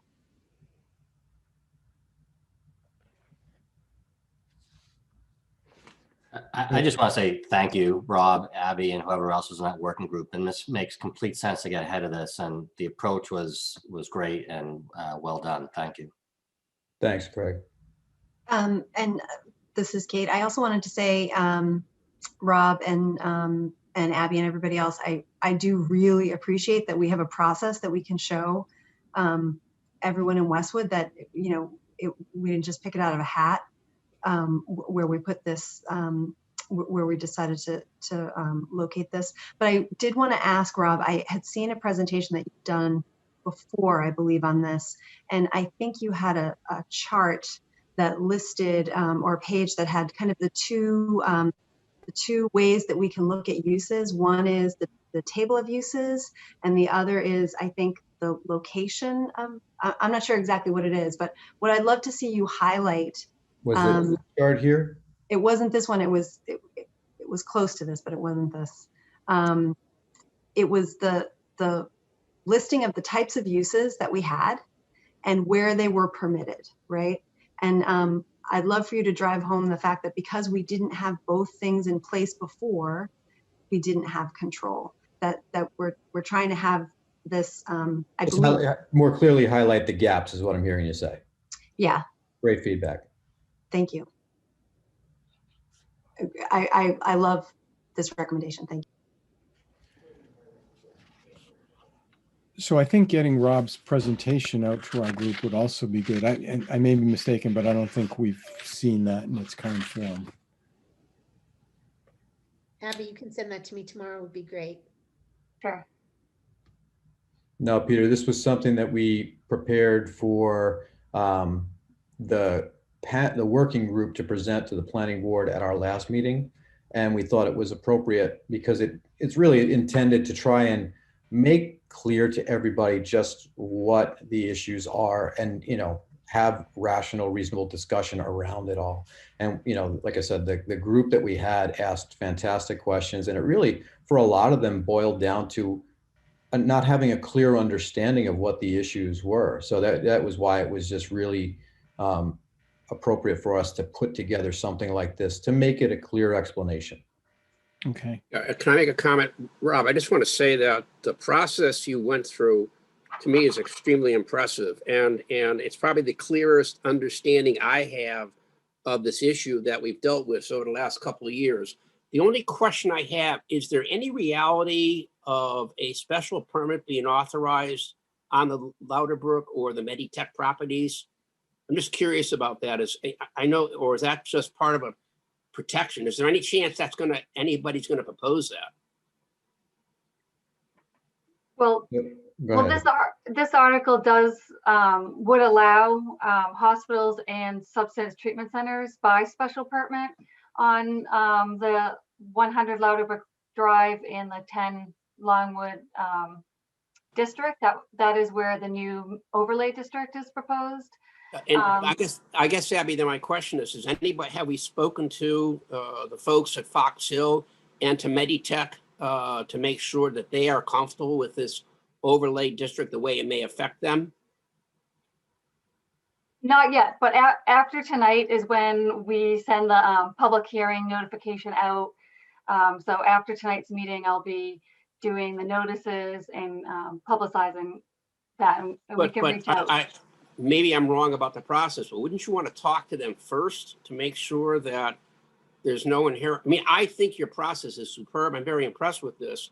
I just sort of want to make sure that Fox Hill and or Meditech are on board with this, that this is not going to catch them off guard or something they're not going to be happy with. That's all I'm trying to find out. Correct me if I'm wrong, and Nora, you may be able to weigh in on this. I think there have been discussions previously with them about this, George, but I'm gonna defer to Nora and or Abby on that one. So we've spoken to them in the context of the previous proposals, which had the ARO zone as an allowed use for medical centers, hospitals, and substance rehabilitation treatment facilities. This is a little bit different, that we've taken away medical centers and clinics and only have allowed hospitals and substance rehabilitation treatment facilities, both only allowed by special permit and done through an overlay district. So the mechanics are different, but the overall ability for those properties to take advantage of these uses remains. There has never been an expression of interest in taking advantage of these uses. So we'll go back to both Meditech and to Fox Hill Village and let them know what the proposal is. The idea, I think what's important is to say that we're looking at this much like the town years ago looked at the adult overlay district.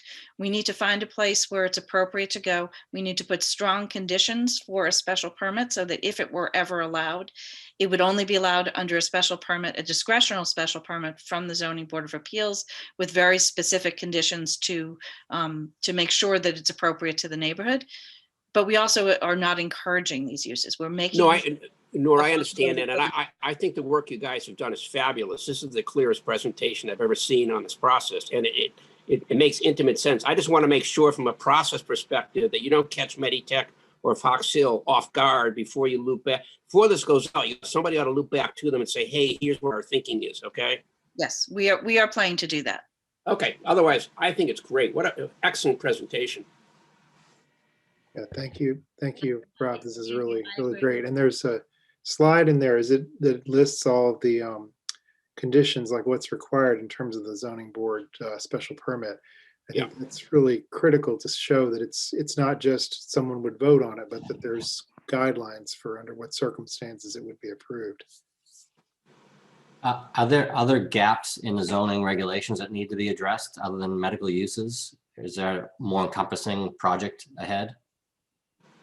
So I think that's the gap that we've seen clearly identified by hearing from specifically medical centers and clinics, more so than hospitals and substance rehabilitation treatment facilities. But we've heard from businesses that were interested in establishing medical centers and clinics in various locations throughout town. So we know that that was an area that we needed to address.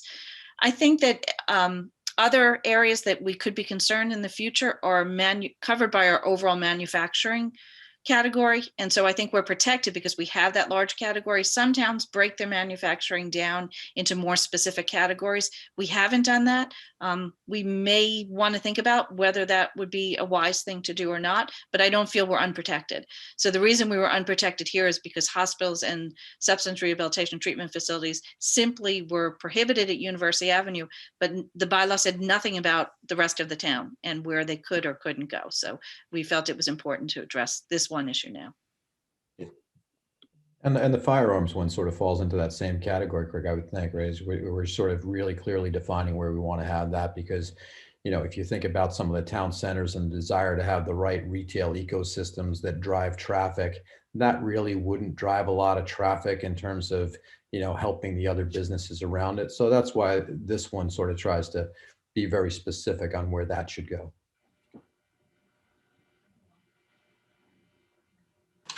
It's back to the issue of control, of like having control. And so like we are fortunate to already have the firearms defined. And so then now we're able to pick where it's best. And so with this, it's the same kind of thing.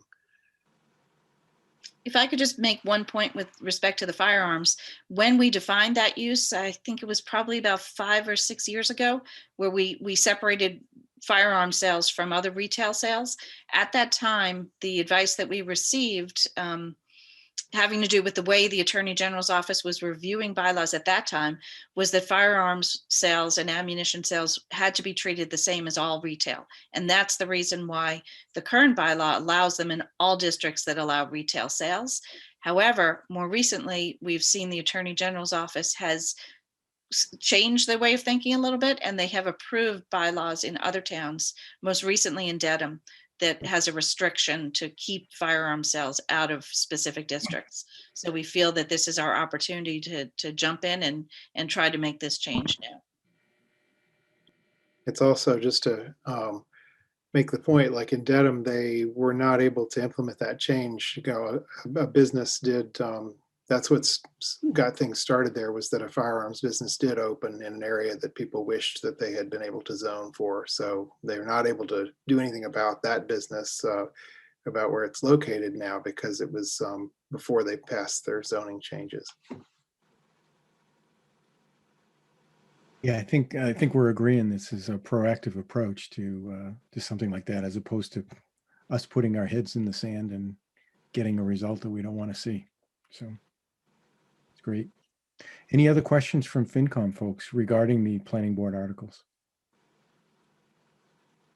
Dave, you had one other housekeeping article, did you Yeah, not? just the last one is a housekeeping article, and I don't believe we have, it's like typos and corrections and inconsistencies and things like that. Anything that Abby finds or anybody finds that needs to be updated in the bylaws.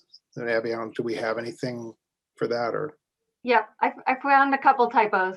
So also like changing some places it refers to the Board of Selectmen. So we changed that to Select Board. So it's those kinds of, not substantial changes, but just fixing errors.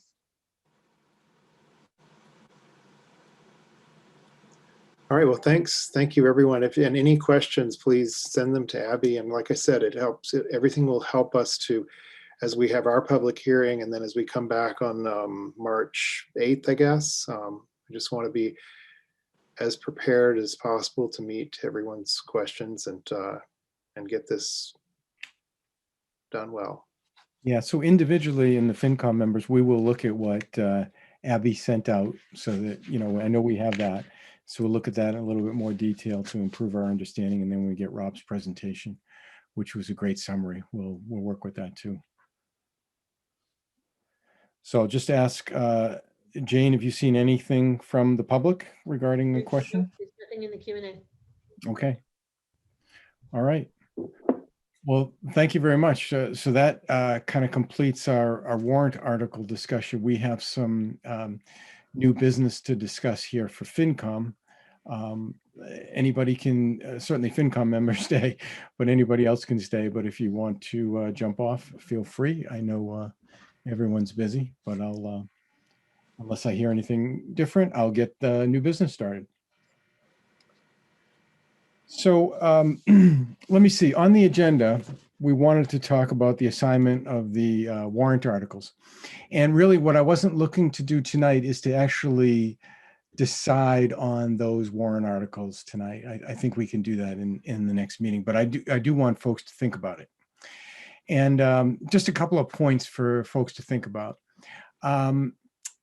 Let me see. Some of the articles, the warrant articles, you can see the presenter said that these are essentially, some were the same or some were essentially the same. And some of those articles, folks that were still in, they were in FinCom last time, did the write-ups on those. I guess everyone's very busy. I would propose that for those particular situations that we probably have the same person do the write-up. Now, as I said before, I don't want to imply that we're going to rubber stamp things. We've got a new group. We got 1/3 of our members are brand new. We're going to have discussions about all these warrant articles, and I don't want to say that we'll go the same way as before. We could actually flip, you never know. But I think the person that did the write-up before probably has the best knowledge of anyone here. So to the extent that someone did one of those write-ups before, it would be my recommendation, not a mandate, that that they do the write-up again. So that's something to think about as we look at these things. I'd also like folks, as they look at the warrant articles, if there are things that interest them and they would like to volunteer for something, they could talk to Jane or send a note to Jane about that. The first probably 6 of them, the budget articles, are something that Jane and I would do anyway. So I'm really talking about after that. So I'd like you to think about things that are interesting to you. I think that it's logical for, say, someone that's in the municipal subcommittee to address an item that is a municipal warrant related article, so that you would have a lot of firsthand knowledge, plus you will be in your budget meetings meeting with those folks. So I think it's logical for those, and same thing with the school committee. So that's just another thought for you to think of. The other thing is I just want to make sure that we're spreading the workload out in terms of these write-ups. So as an example, Tom's not here tonight, so I'll bring him up. He's the chair of the municipal org, and I know that me doing that before, there can be a lot of chasing down when you're the head of municipal, because there's so many different departments there.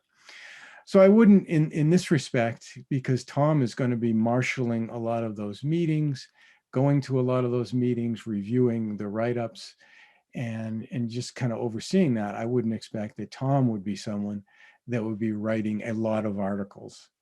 I would expect that someone else for say municipal related items would in one of the subcommittee members would be thinking about writing up for those things. Same thing with Diane, I would leave the one article more up to you, but I know you've done a lot of work with the building committee. It might be a good thing for someone else in the education subcommittee to write that up.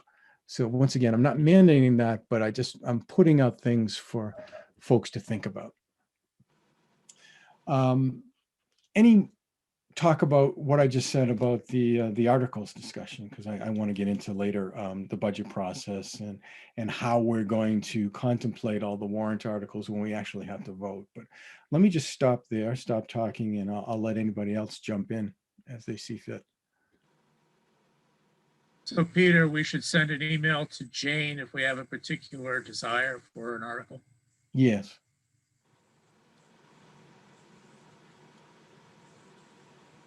And we would entertain that. I'm not going to say we have to do that, but I certainly entertain that. And I like when folks do volunteer. Normally the way this would go is we say, okay, well, the first 6 articles are going to be done by Jane and myself. Let's go down to the next one. Who does this relate to? Who would like to do this? And we just go down the list. But to the extent that we have volunteers in advance, and we have people that know that they did write-ups on identical warrant articles last time that would volunteer, I think that would be worthwhile. And we'd get through a lot of that assignment quickly.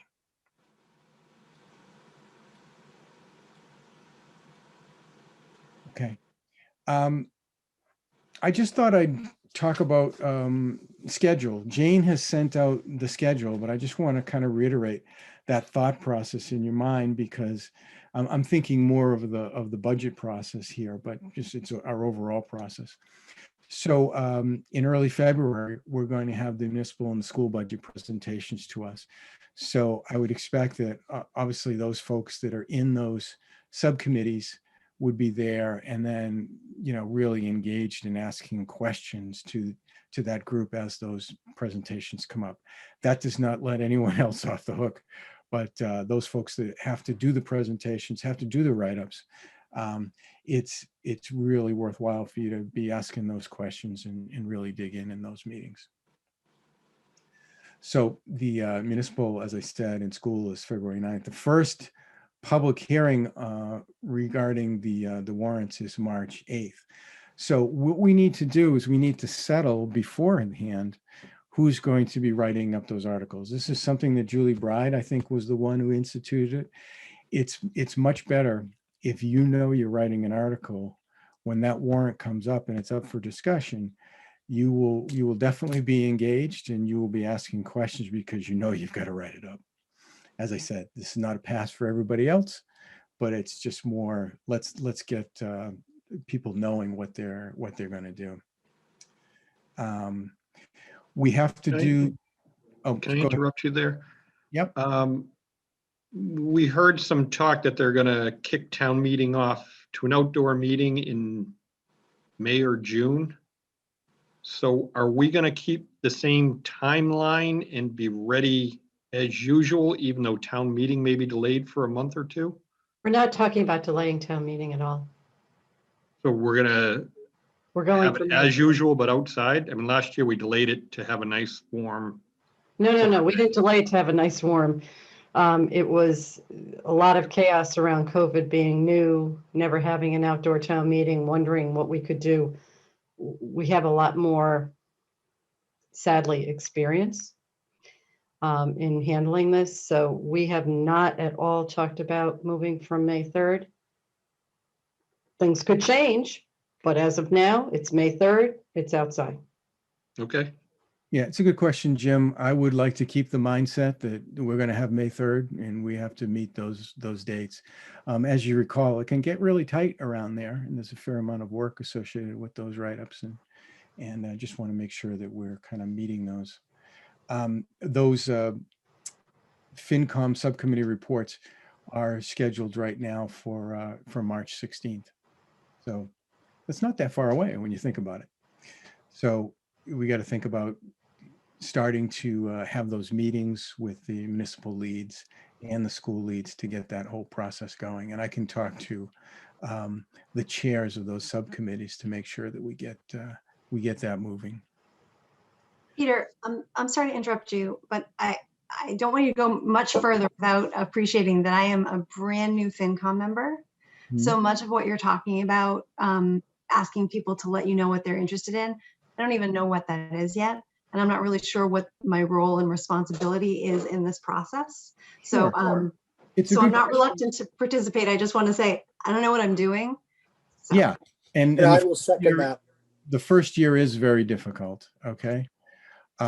With that said, we have sent out the articles. And so when I was referring to volunteering, I was referring to potentially doing a write-up for those articles.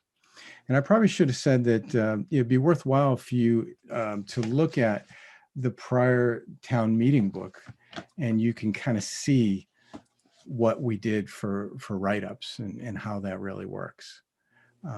And I would be certainly available to speak to first year members about that. So let's talk about the budget process discussion. What normally happens is we receive a budget book from the different groups.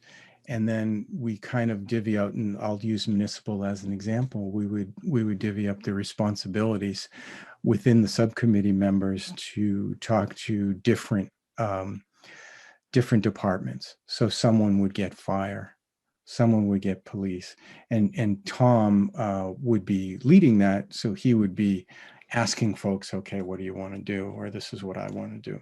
And what we normally do is, because there's so many departments, it's very difficult for all the subcommittee members to attend every meeting where we talk to them. But we normally at least have coverage of at least 2 people in those discussions with the department heads, such that, geez, I wasn't sure I heard that right. What did you hear on that?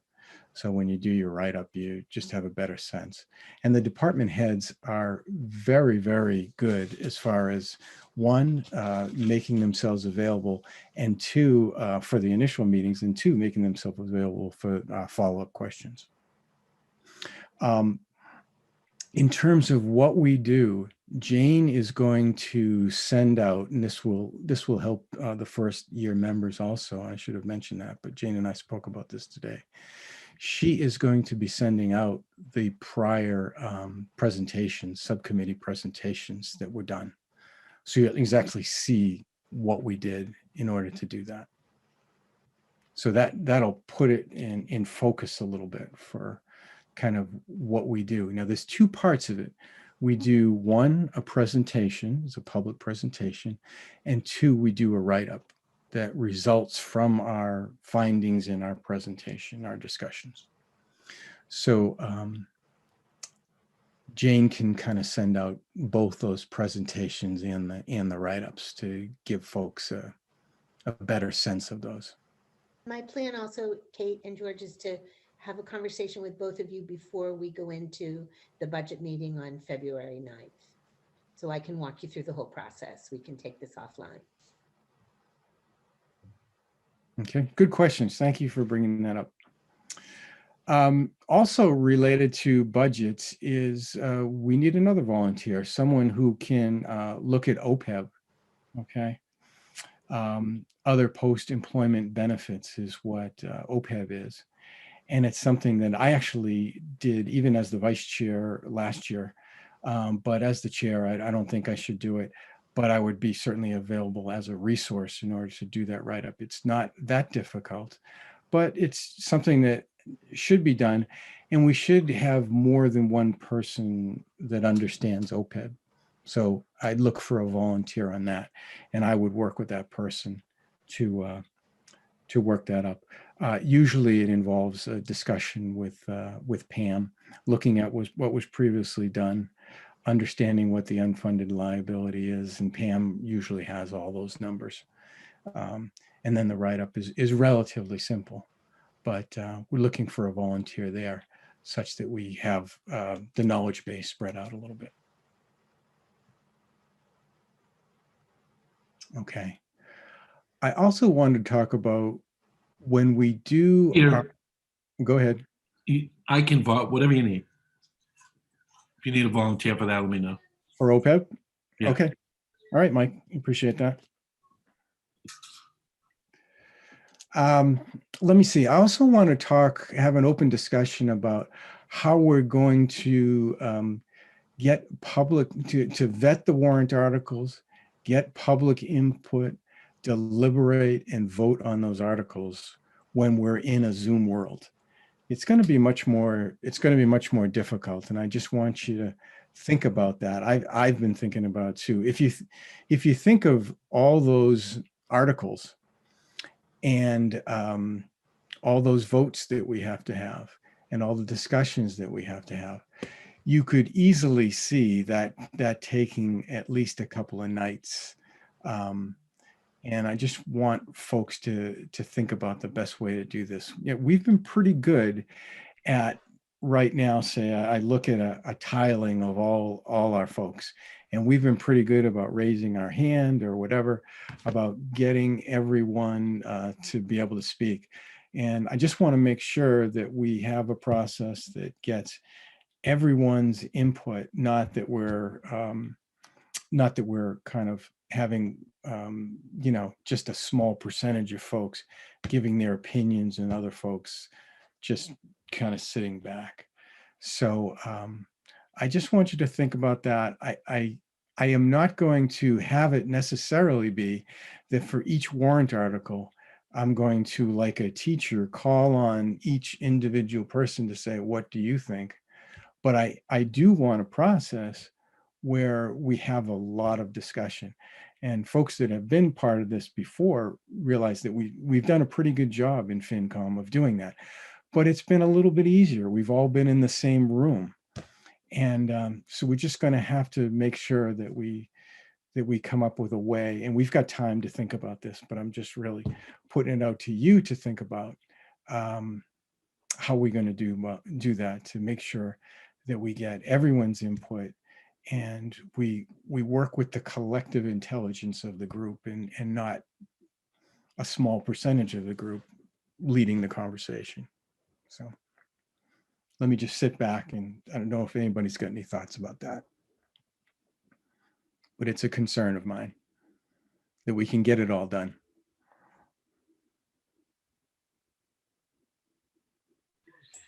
Yeah, it's going to be a challenge, obviously, Peter. You know, this format is a little difficult. It doesn't lend itself to that type of dialogue that we're used to having and be able to go back and forth and put people at ease relative to concerns that they may have. So just going back, you know, fortunately, a lot of the articles have already been done with the exception of those that need to be done. I don't know if it's important for us to go back in and, you know, they're done before and they've already been written up. I think it pretty well stands on its own, with the exception of those, obviously, that are changed or requires some additional fine tuning. But yeah, it's a little bit difficult, but I think that, you know, putting it out there for us to make that opportunity for us to state a preference on what things we're most comfortable doing, that's a good idea. And then go from there. I hope I didn't jump ahead. I volunteered. I thought you were asking for volunteers. I wasn't sure if you were just putting it out there. I kind of felt bad no one volunteered, so. I'll take any volunteers. But I'm kidding. what I won't say is, you know, when someone volunteers, I won't like just say that, okay, well, that's it. Other folks that want to volunteer for anything, and if there's repetitive volunteers, we'll work through it. You know, the more the merrier. So. Yeah. Hey, Peter, I think as a FinCom group, as long as we're sensitive to the fact that maybe to encourage some of the new members to feel totally comfortable asking questions, because there is no silly question. And I think one of the important things at FinCom is to make sure that we hear different opinions, because we have we need to represent, the FinCom should represent what's going on in the town. So whether you have an opinion for or against an article, it's important for us to hear it.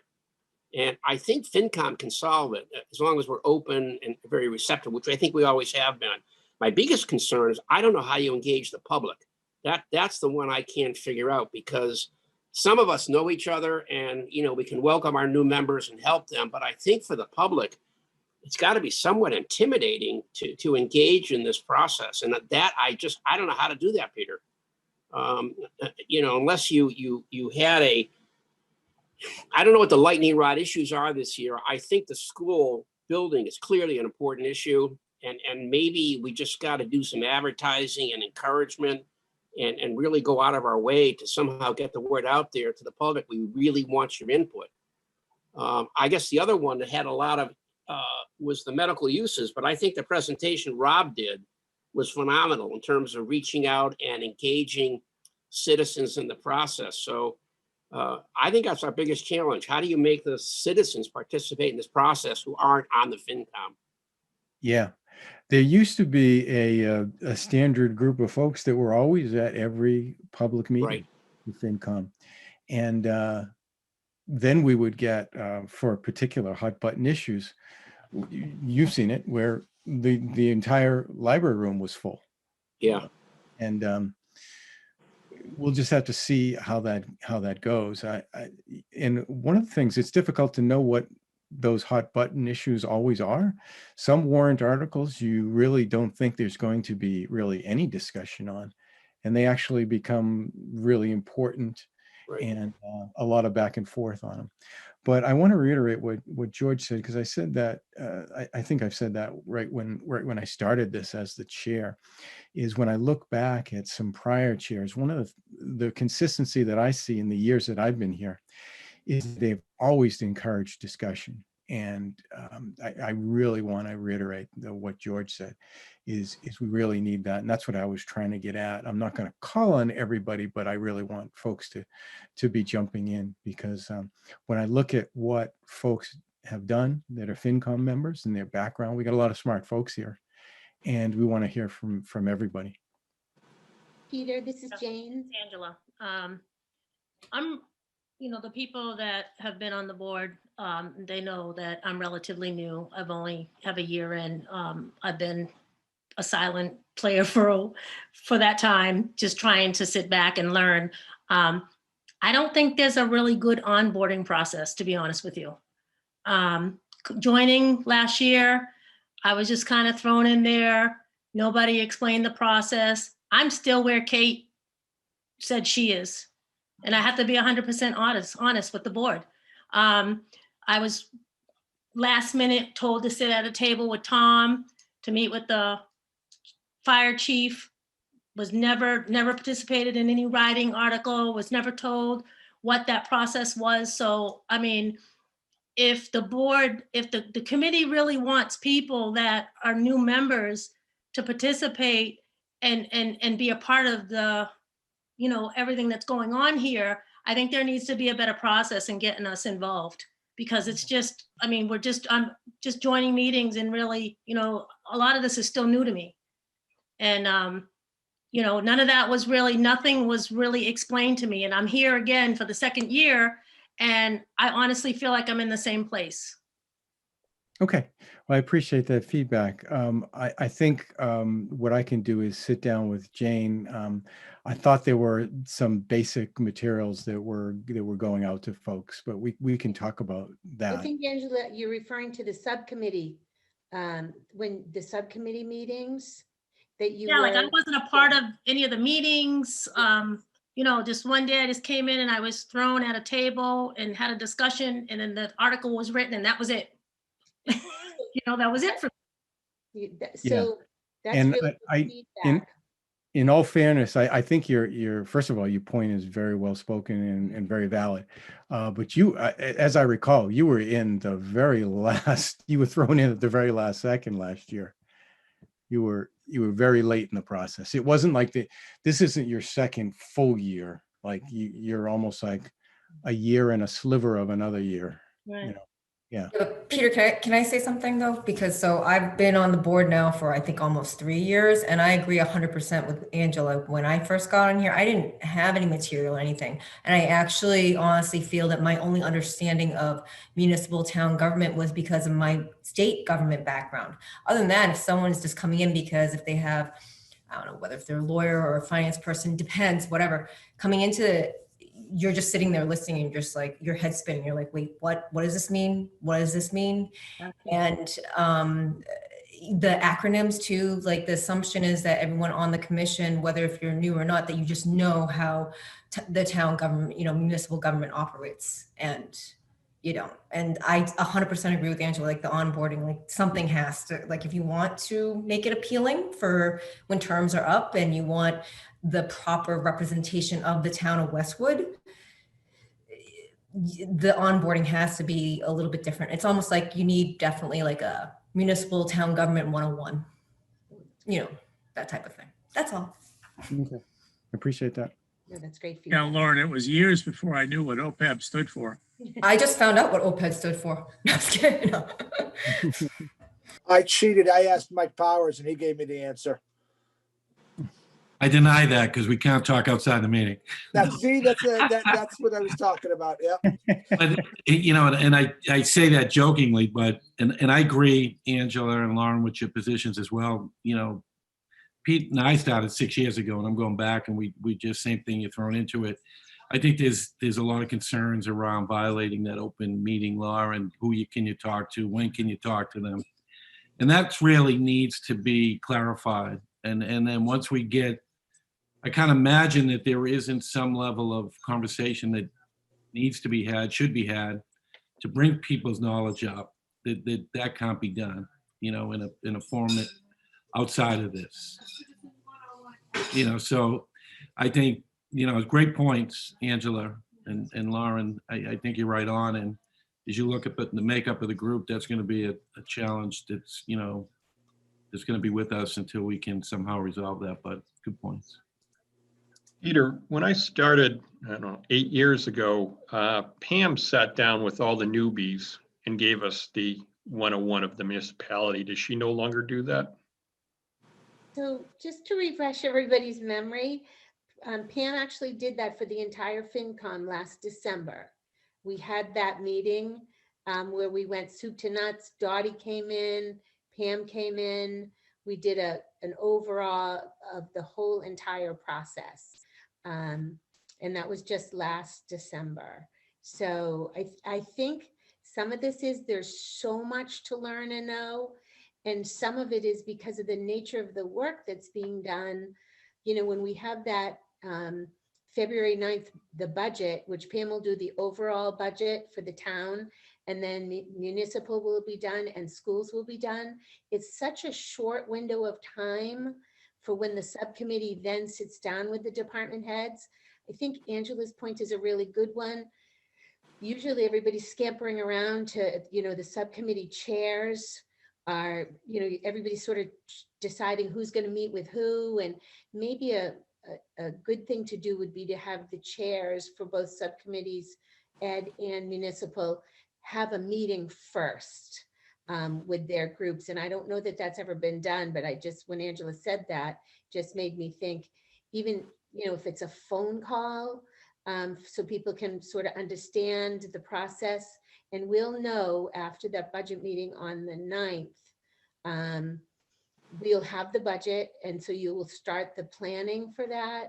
And I know it's a fast turnaround, but that would be a good opportunity for we've never done that. The chairs have never, subcommittee chairs have never, you know, had a formal meeting with the members of their subcommittees.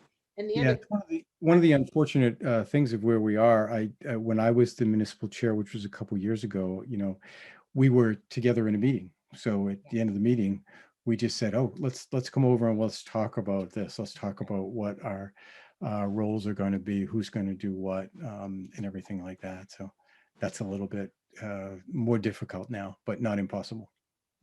Let me ask Angela and Lauren, what recommendations would you make that would facilitate your getting up to speed, both on with the broader functions of what FinCom does, and then maybe on your committees?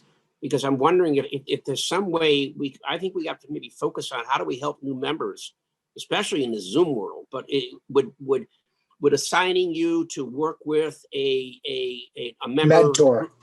a mentors who you can you can call one-on-one at any time, because as long as two of us are able to talk, I don't think we're violating any open meeting laws. But to say, hey, because you know, can't sit down and have coffee now, but what way can some of us who've been on the FinCom a little longer facilitate and help? Because I'm very concerned about what you said, and I just want to make sure we find a way to, you know, to give you some comfort that we're here to help. And so whatever suggestions or guidance you have, and I know, Kate, you're brand new. I mean, what is it we can do to help you? What can other members do to help you? So that's what I'm asking.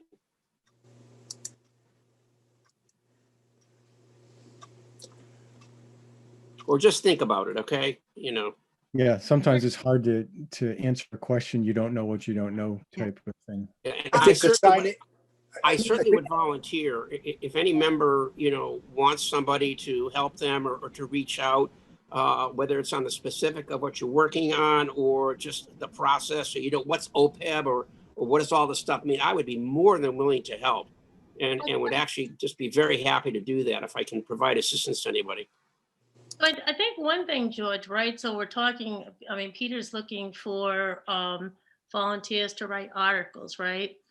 And I mean, we can sit there and sit through the meeting and, you know, really have a good understanding of what's going on. But then when you're talking about writing an article and you say, okay, you could just take a look at what was previously written and, you know, that'll give you a good idea. But I mean, to speak with someone that has written an article and ask them what their approach is to writing the article, I think would be helpful. I would love to do that. I've written more articles on more complex issues, and I've enjoyed doing this huge amount of work. I would be willing to do that for anybody, to help you write your article, discuss it with you, give me any guidance I can. Be more than willing to do that for Yeah, anybody. Just something like that, because the process would be different, right? Depending on, obviously writing an article, there's a process that you take from beginning to end. And Well, have a good understanding of someone else's approach would be a nice place to start. And then, as you get more comfortable with it, then you'd have your own approach. But and the same thing, with the meeting, like just, we come into the meetings and, you're engaging in the conversations, and you do learn more. I'm learning more this year. I know more this year than I did last year. There's a lot of terms and things that are new, but I think just really if you had something to explain from beginning to end, okay, that lets a new member understand, so that you understand what to expect from beginning to end. Like, because you just get this meeting schedule, you just start joining the meetings and you have these conversations. But it would be nice to understand the process from beginning to end, like what you would expect, from day one to, the actual town meeting and when the town votes. It was very interesting and outside. I really enjoyed, that was my first meeting where I was FinCom, board member. But I really think there needs to be a true onboarding process that the board follows. If you really want to continue to have, good members that understand what they're doing and know the process, if you start them off now and you teach them the right way, you'll have experienced members by the third, fourth year, by where Lauren is, and we'll know from experience. Okay. This is Bill. I'm happy to share some comments with Jane as I'll sit and think about it and write, but I definitely feel in the same boat, being new last year. And I think we have to think of a multifaceted approach to kind of reinforce the learning that we might have gotten at the beginning over the course of the year. I can't remember the stuff. I have 60 to 80 hours a week at work, 2 small children. I can't remember all the stuff. So I think the reinforcement over the course of the year and the support, especially during this time of year, I think would help a lot. But I'll try to write up some stuff, some thoughts, and share them through Jane. Good, Bill, thanks. Any other comments? Yeah, sorry, just one more thing. So this is Kate. I just wanted to let folks know that I learned last week that as members of a finance committee, we have access to the Mass Municipal Association to understand some of their trainings and what they offer for gaining understanding. And that there's also, for mass.gov, there's the Division of Local Services that also has a lot of information about the different functions within a municipality. So I'm starting to get some understanding there, but direct experience learning from you guys would be really great. Okay, thanks. So Peter, can I just ask a quick question? I was looking at subcommittee assignments, and I know Bill and Mike are working with me on the education subcommittee, and there was an open slot, I believe, on that subcommittee, and I don't know if you ever filled it. We have George on there. Yeah, so George is in there. George, excellent, George. Okay, so why don't we all touch base, and we can do this, right, Jane?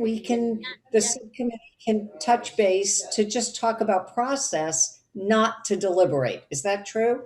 That's right. Mhm. Okay. And So- I'd be happy, I can set up a conference call for you.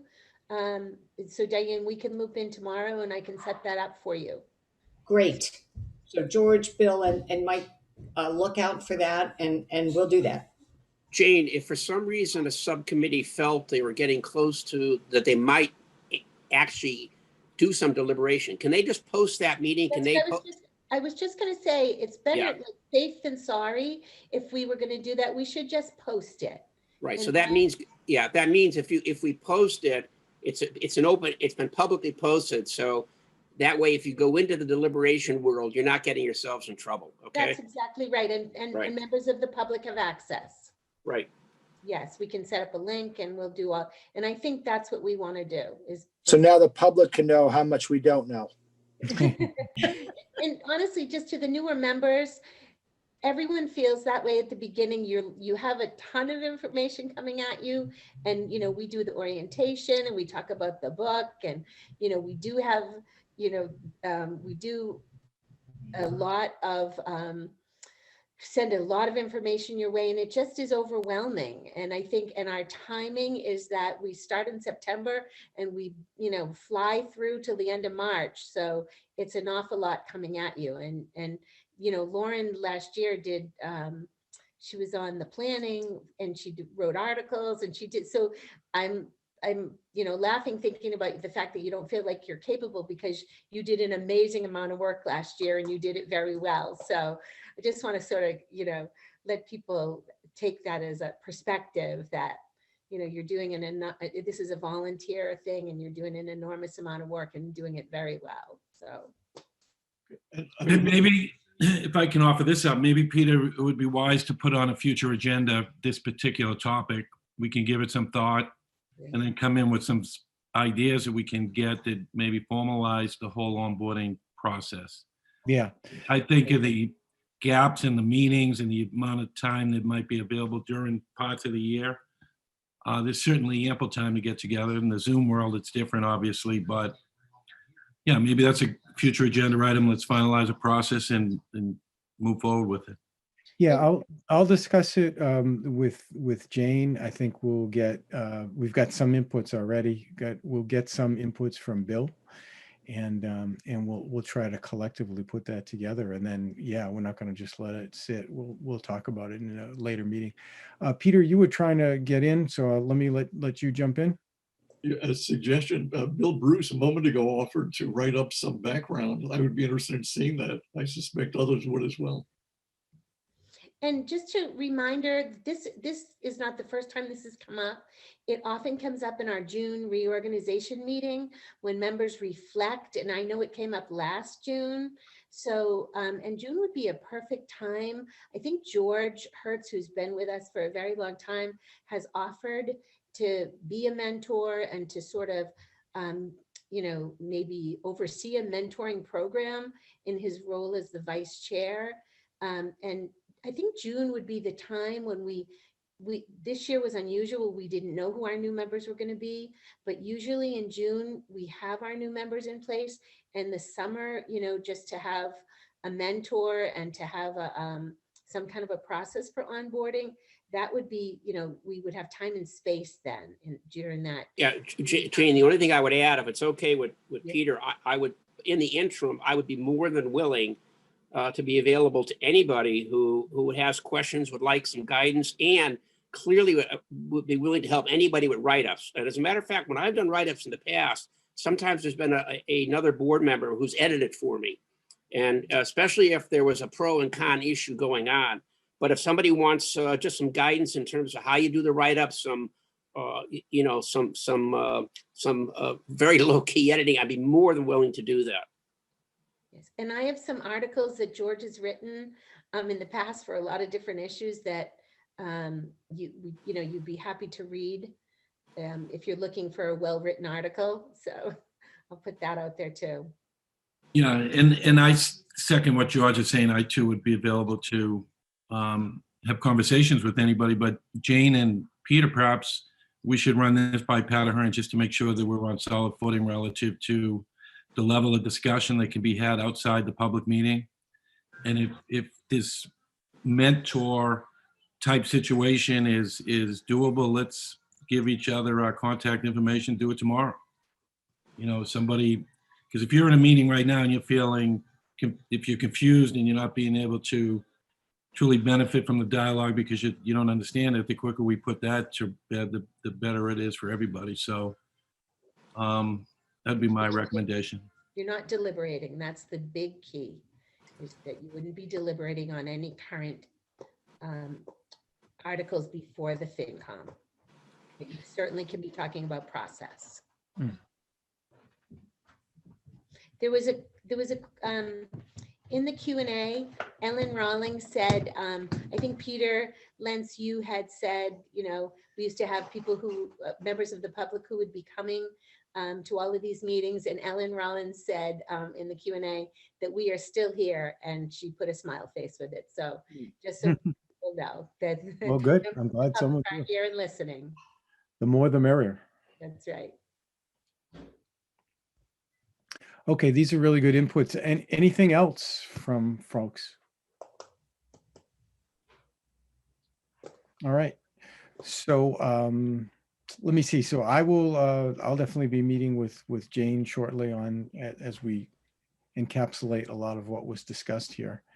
We'll wait for any other inputs like Bill had mentioned that he would put in, and we'll get this on the agenda.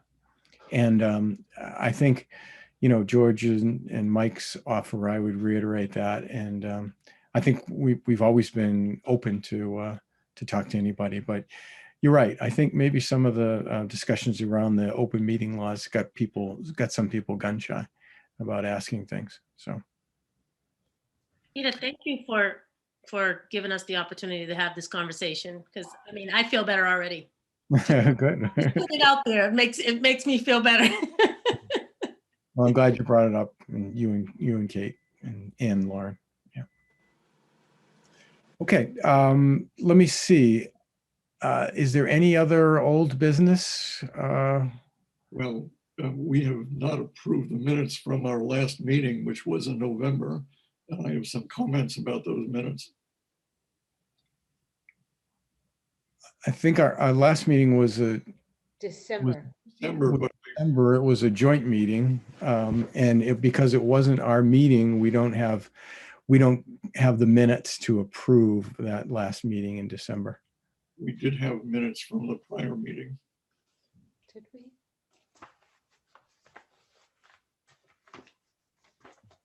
The meeting, they had a We'll meeting in November. We'll have to look at that, Peter.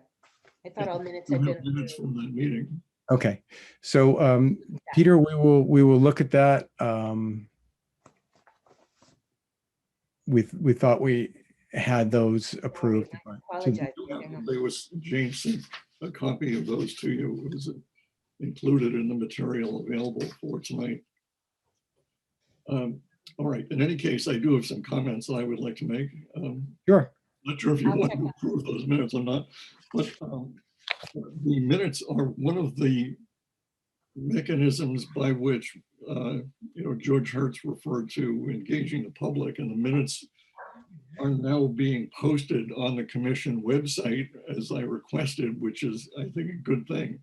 It is an opportunity, and it is another way to communicate with the public. However, I do have some concerns about the minutes, as you know, leading to my vote in November to not accept the minutes for our prior meeting in October. And one of my concerns is that the public minutes don't meet the requirements for public body minutes. Those requirements include that minutes must include an accurate summary of the discussion of each subject. The summary does not need to be a transcript, but should provide enough detail so that a member of the public who did not attend the meeting could read the minutes and understand what occurred, and how the public body arrived at its decisions. That's actually a quote. This did not happen for the minutes for the meeting of October 19th, leading to my vote to not accept the minutes for that meeting. I particularly objected to the exclusion from the public minutes of my motion and the exclusion of the discussion of that motion. Rather, the public minutes only reported that an unspecified motion did not pass after much discussion. A member of the public who did not attend the meeting could not possibly understand what occurred by reading the public minutes. Similarly, in the current minutes for the November meeting, my no vote on the prior minutes is reported, but not the reason for my objection, which I did mention. So if we're going to consider adopting the minutes from the November meeting, I would like to move to amend those minutes.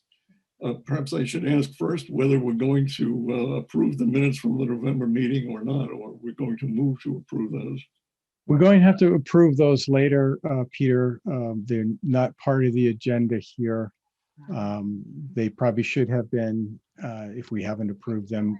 Jane is going to relook at those. I will. Okay. But in that case, since the minutes that were distributed are not final, I would like to encourage that the version that I received be amended to include a statement similar to the following. Dr. Ittig voted against approval of the minutes and stated his objection to the exclusion from the public minutes of his motion that the commission recommend that the average increase in property taxes be held to no more than 2.5% this year. And he also objected to the exclusion from the public minutes of the discussion of that motion. And so as I understand it, the minutes from the November meeting will be proposed for approval at some future time. They will, as I said, we've got to look into it. On your general comments associated with minutes, we did go to Pat Ahern, who is the counsel for the town, and he did affirm what we have been doing associated with our version of our minutes. Okay. And Peter Lentz, I would add one thing to that. We're in a world today where everything is online. People can go and look at, can go to WestCat and can look at the FinCom meetings if they're concerned about a issue. So it's I think the meeting, I think the intent of the minutes is basically a summary, an overview at a fairly high level of what went on. And if people want to, go and I think all our meetings are on WestCat. It's all recorded and you can go watch them. So if you're concerned about a particular item, the information is there. Yeah, I just have Peter, I have a question because I'm not following you. I apologize for that, but are you asking that we go back, because the minutes, as I recall, I wasn't at the last meeting, but at the meeting prior. November, yes. When the issue was raised by you relative to, I guess, having a vote in the discussion really was, it was beyond our purview to entertain that particular item that you were raising. That's my memory of it. So what is it? I thought we moved on from that we were going down a path that really was outside of where or what we are tasked to do within our commission. So I'm getting confused as to what you're saying. I don't understand it. Yes, well, we had a discussion in October and another discussion in November. In November, there were minutes approved that did not have a lot of detail, but I am concerned with the legal requirement. As I'd like to read that again. It is a public body minutes are must include an accurate summary of the discussion of each subject. The summary does not need to be a transcript, but should provide enough detail so that a member of the public who did not attend the meeting could read the minutes and understand what occurred and how the public body arrived at its decisions. And I would like the public minutes that are shown on the commission website to meet that standard. And particularly in the case of, I objected previously to the exclusion of my motion from the minutes and the exclusion of the discussion of that motion, reporting only that the motion did not pass after much discussion. Okay, so I don't want to go round and round. I think what you've made your point. You've made your point twice. I think your point has been asked and answered by me and some other folks. So I don't know. I don't want to keep going around and round on a discussion. We've literally asked town council regarding our minutes, and the town council was fine with our minutes. So our approach to our minutes, let me just say, the town council does not approve every one of our minutes, but our approach to our minutes, the town council approved.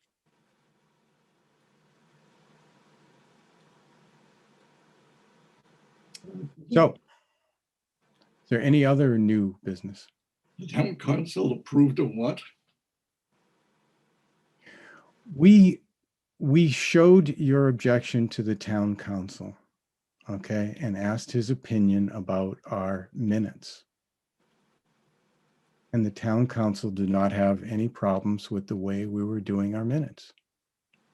As I understand it, the only thing the town council said was that attachments to presentations did not need to be included in the public minutes. My motion was not an attachment to a presentation. That was part of it. That was part of it.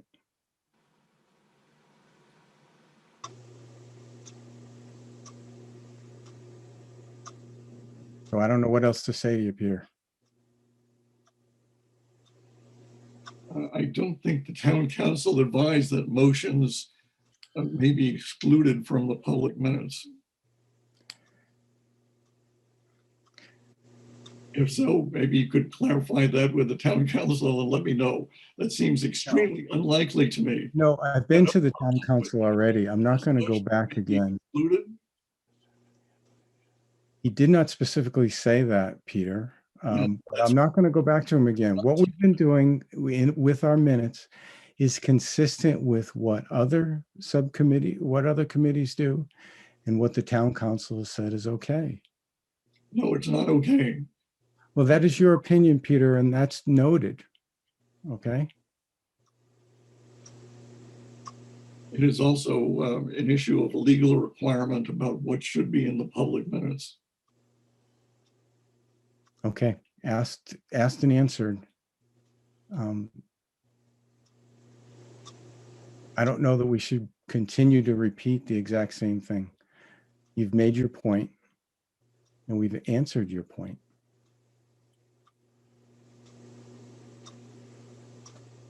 Peter, just let me offer one more thing without elongating this conversation more than it needs to be. But Peter, what George just said relative to the video recording record that exists of the meeting, doesn't that support what information would be made available to the public as you describe your desire is?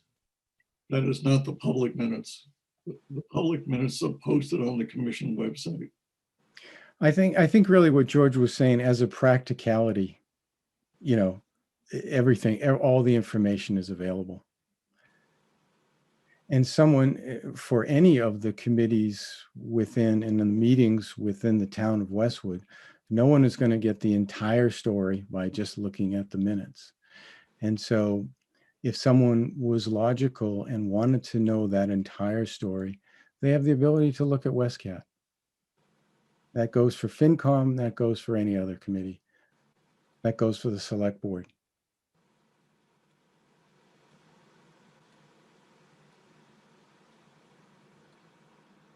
Okay. I would ask for a motion to adjourn. Motion I'll to make adjourn. that motion. I'll make that motion. Who is that, George? Yep, I made it. Is there a second? Second. Second. Okay. Thank you, everyone. That was a good discussion You tonight. know what, I'm just gonna do roll call, Peter, before we go. Yep. I didn't want to interrupt you. I just didn't want you to leave without doing it. Yep, understood. I wasn't, going to hit any buttons.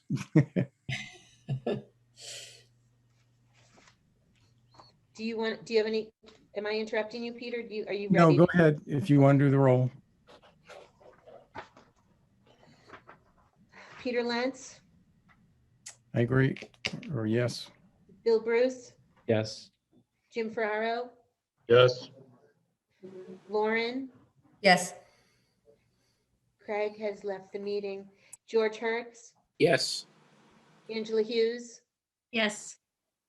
Peter Ittig, Yes. Caitlin Jerzak, Yes. George Leham, Yes. thank you. Diane, Yes. Chris, Yes. Mike Powers, Yes. and Caitlin. Yes. Thank you. Okay. Thank you. Thank you all. Thanks. Appreciate it. Guys. Thank you.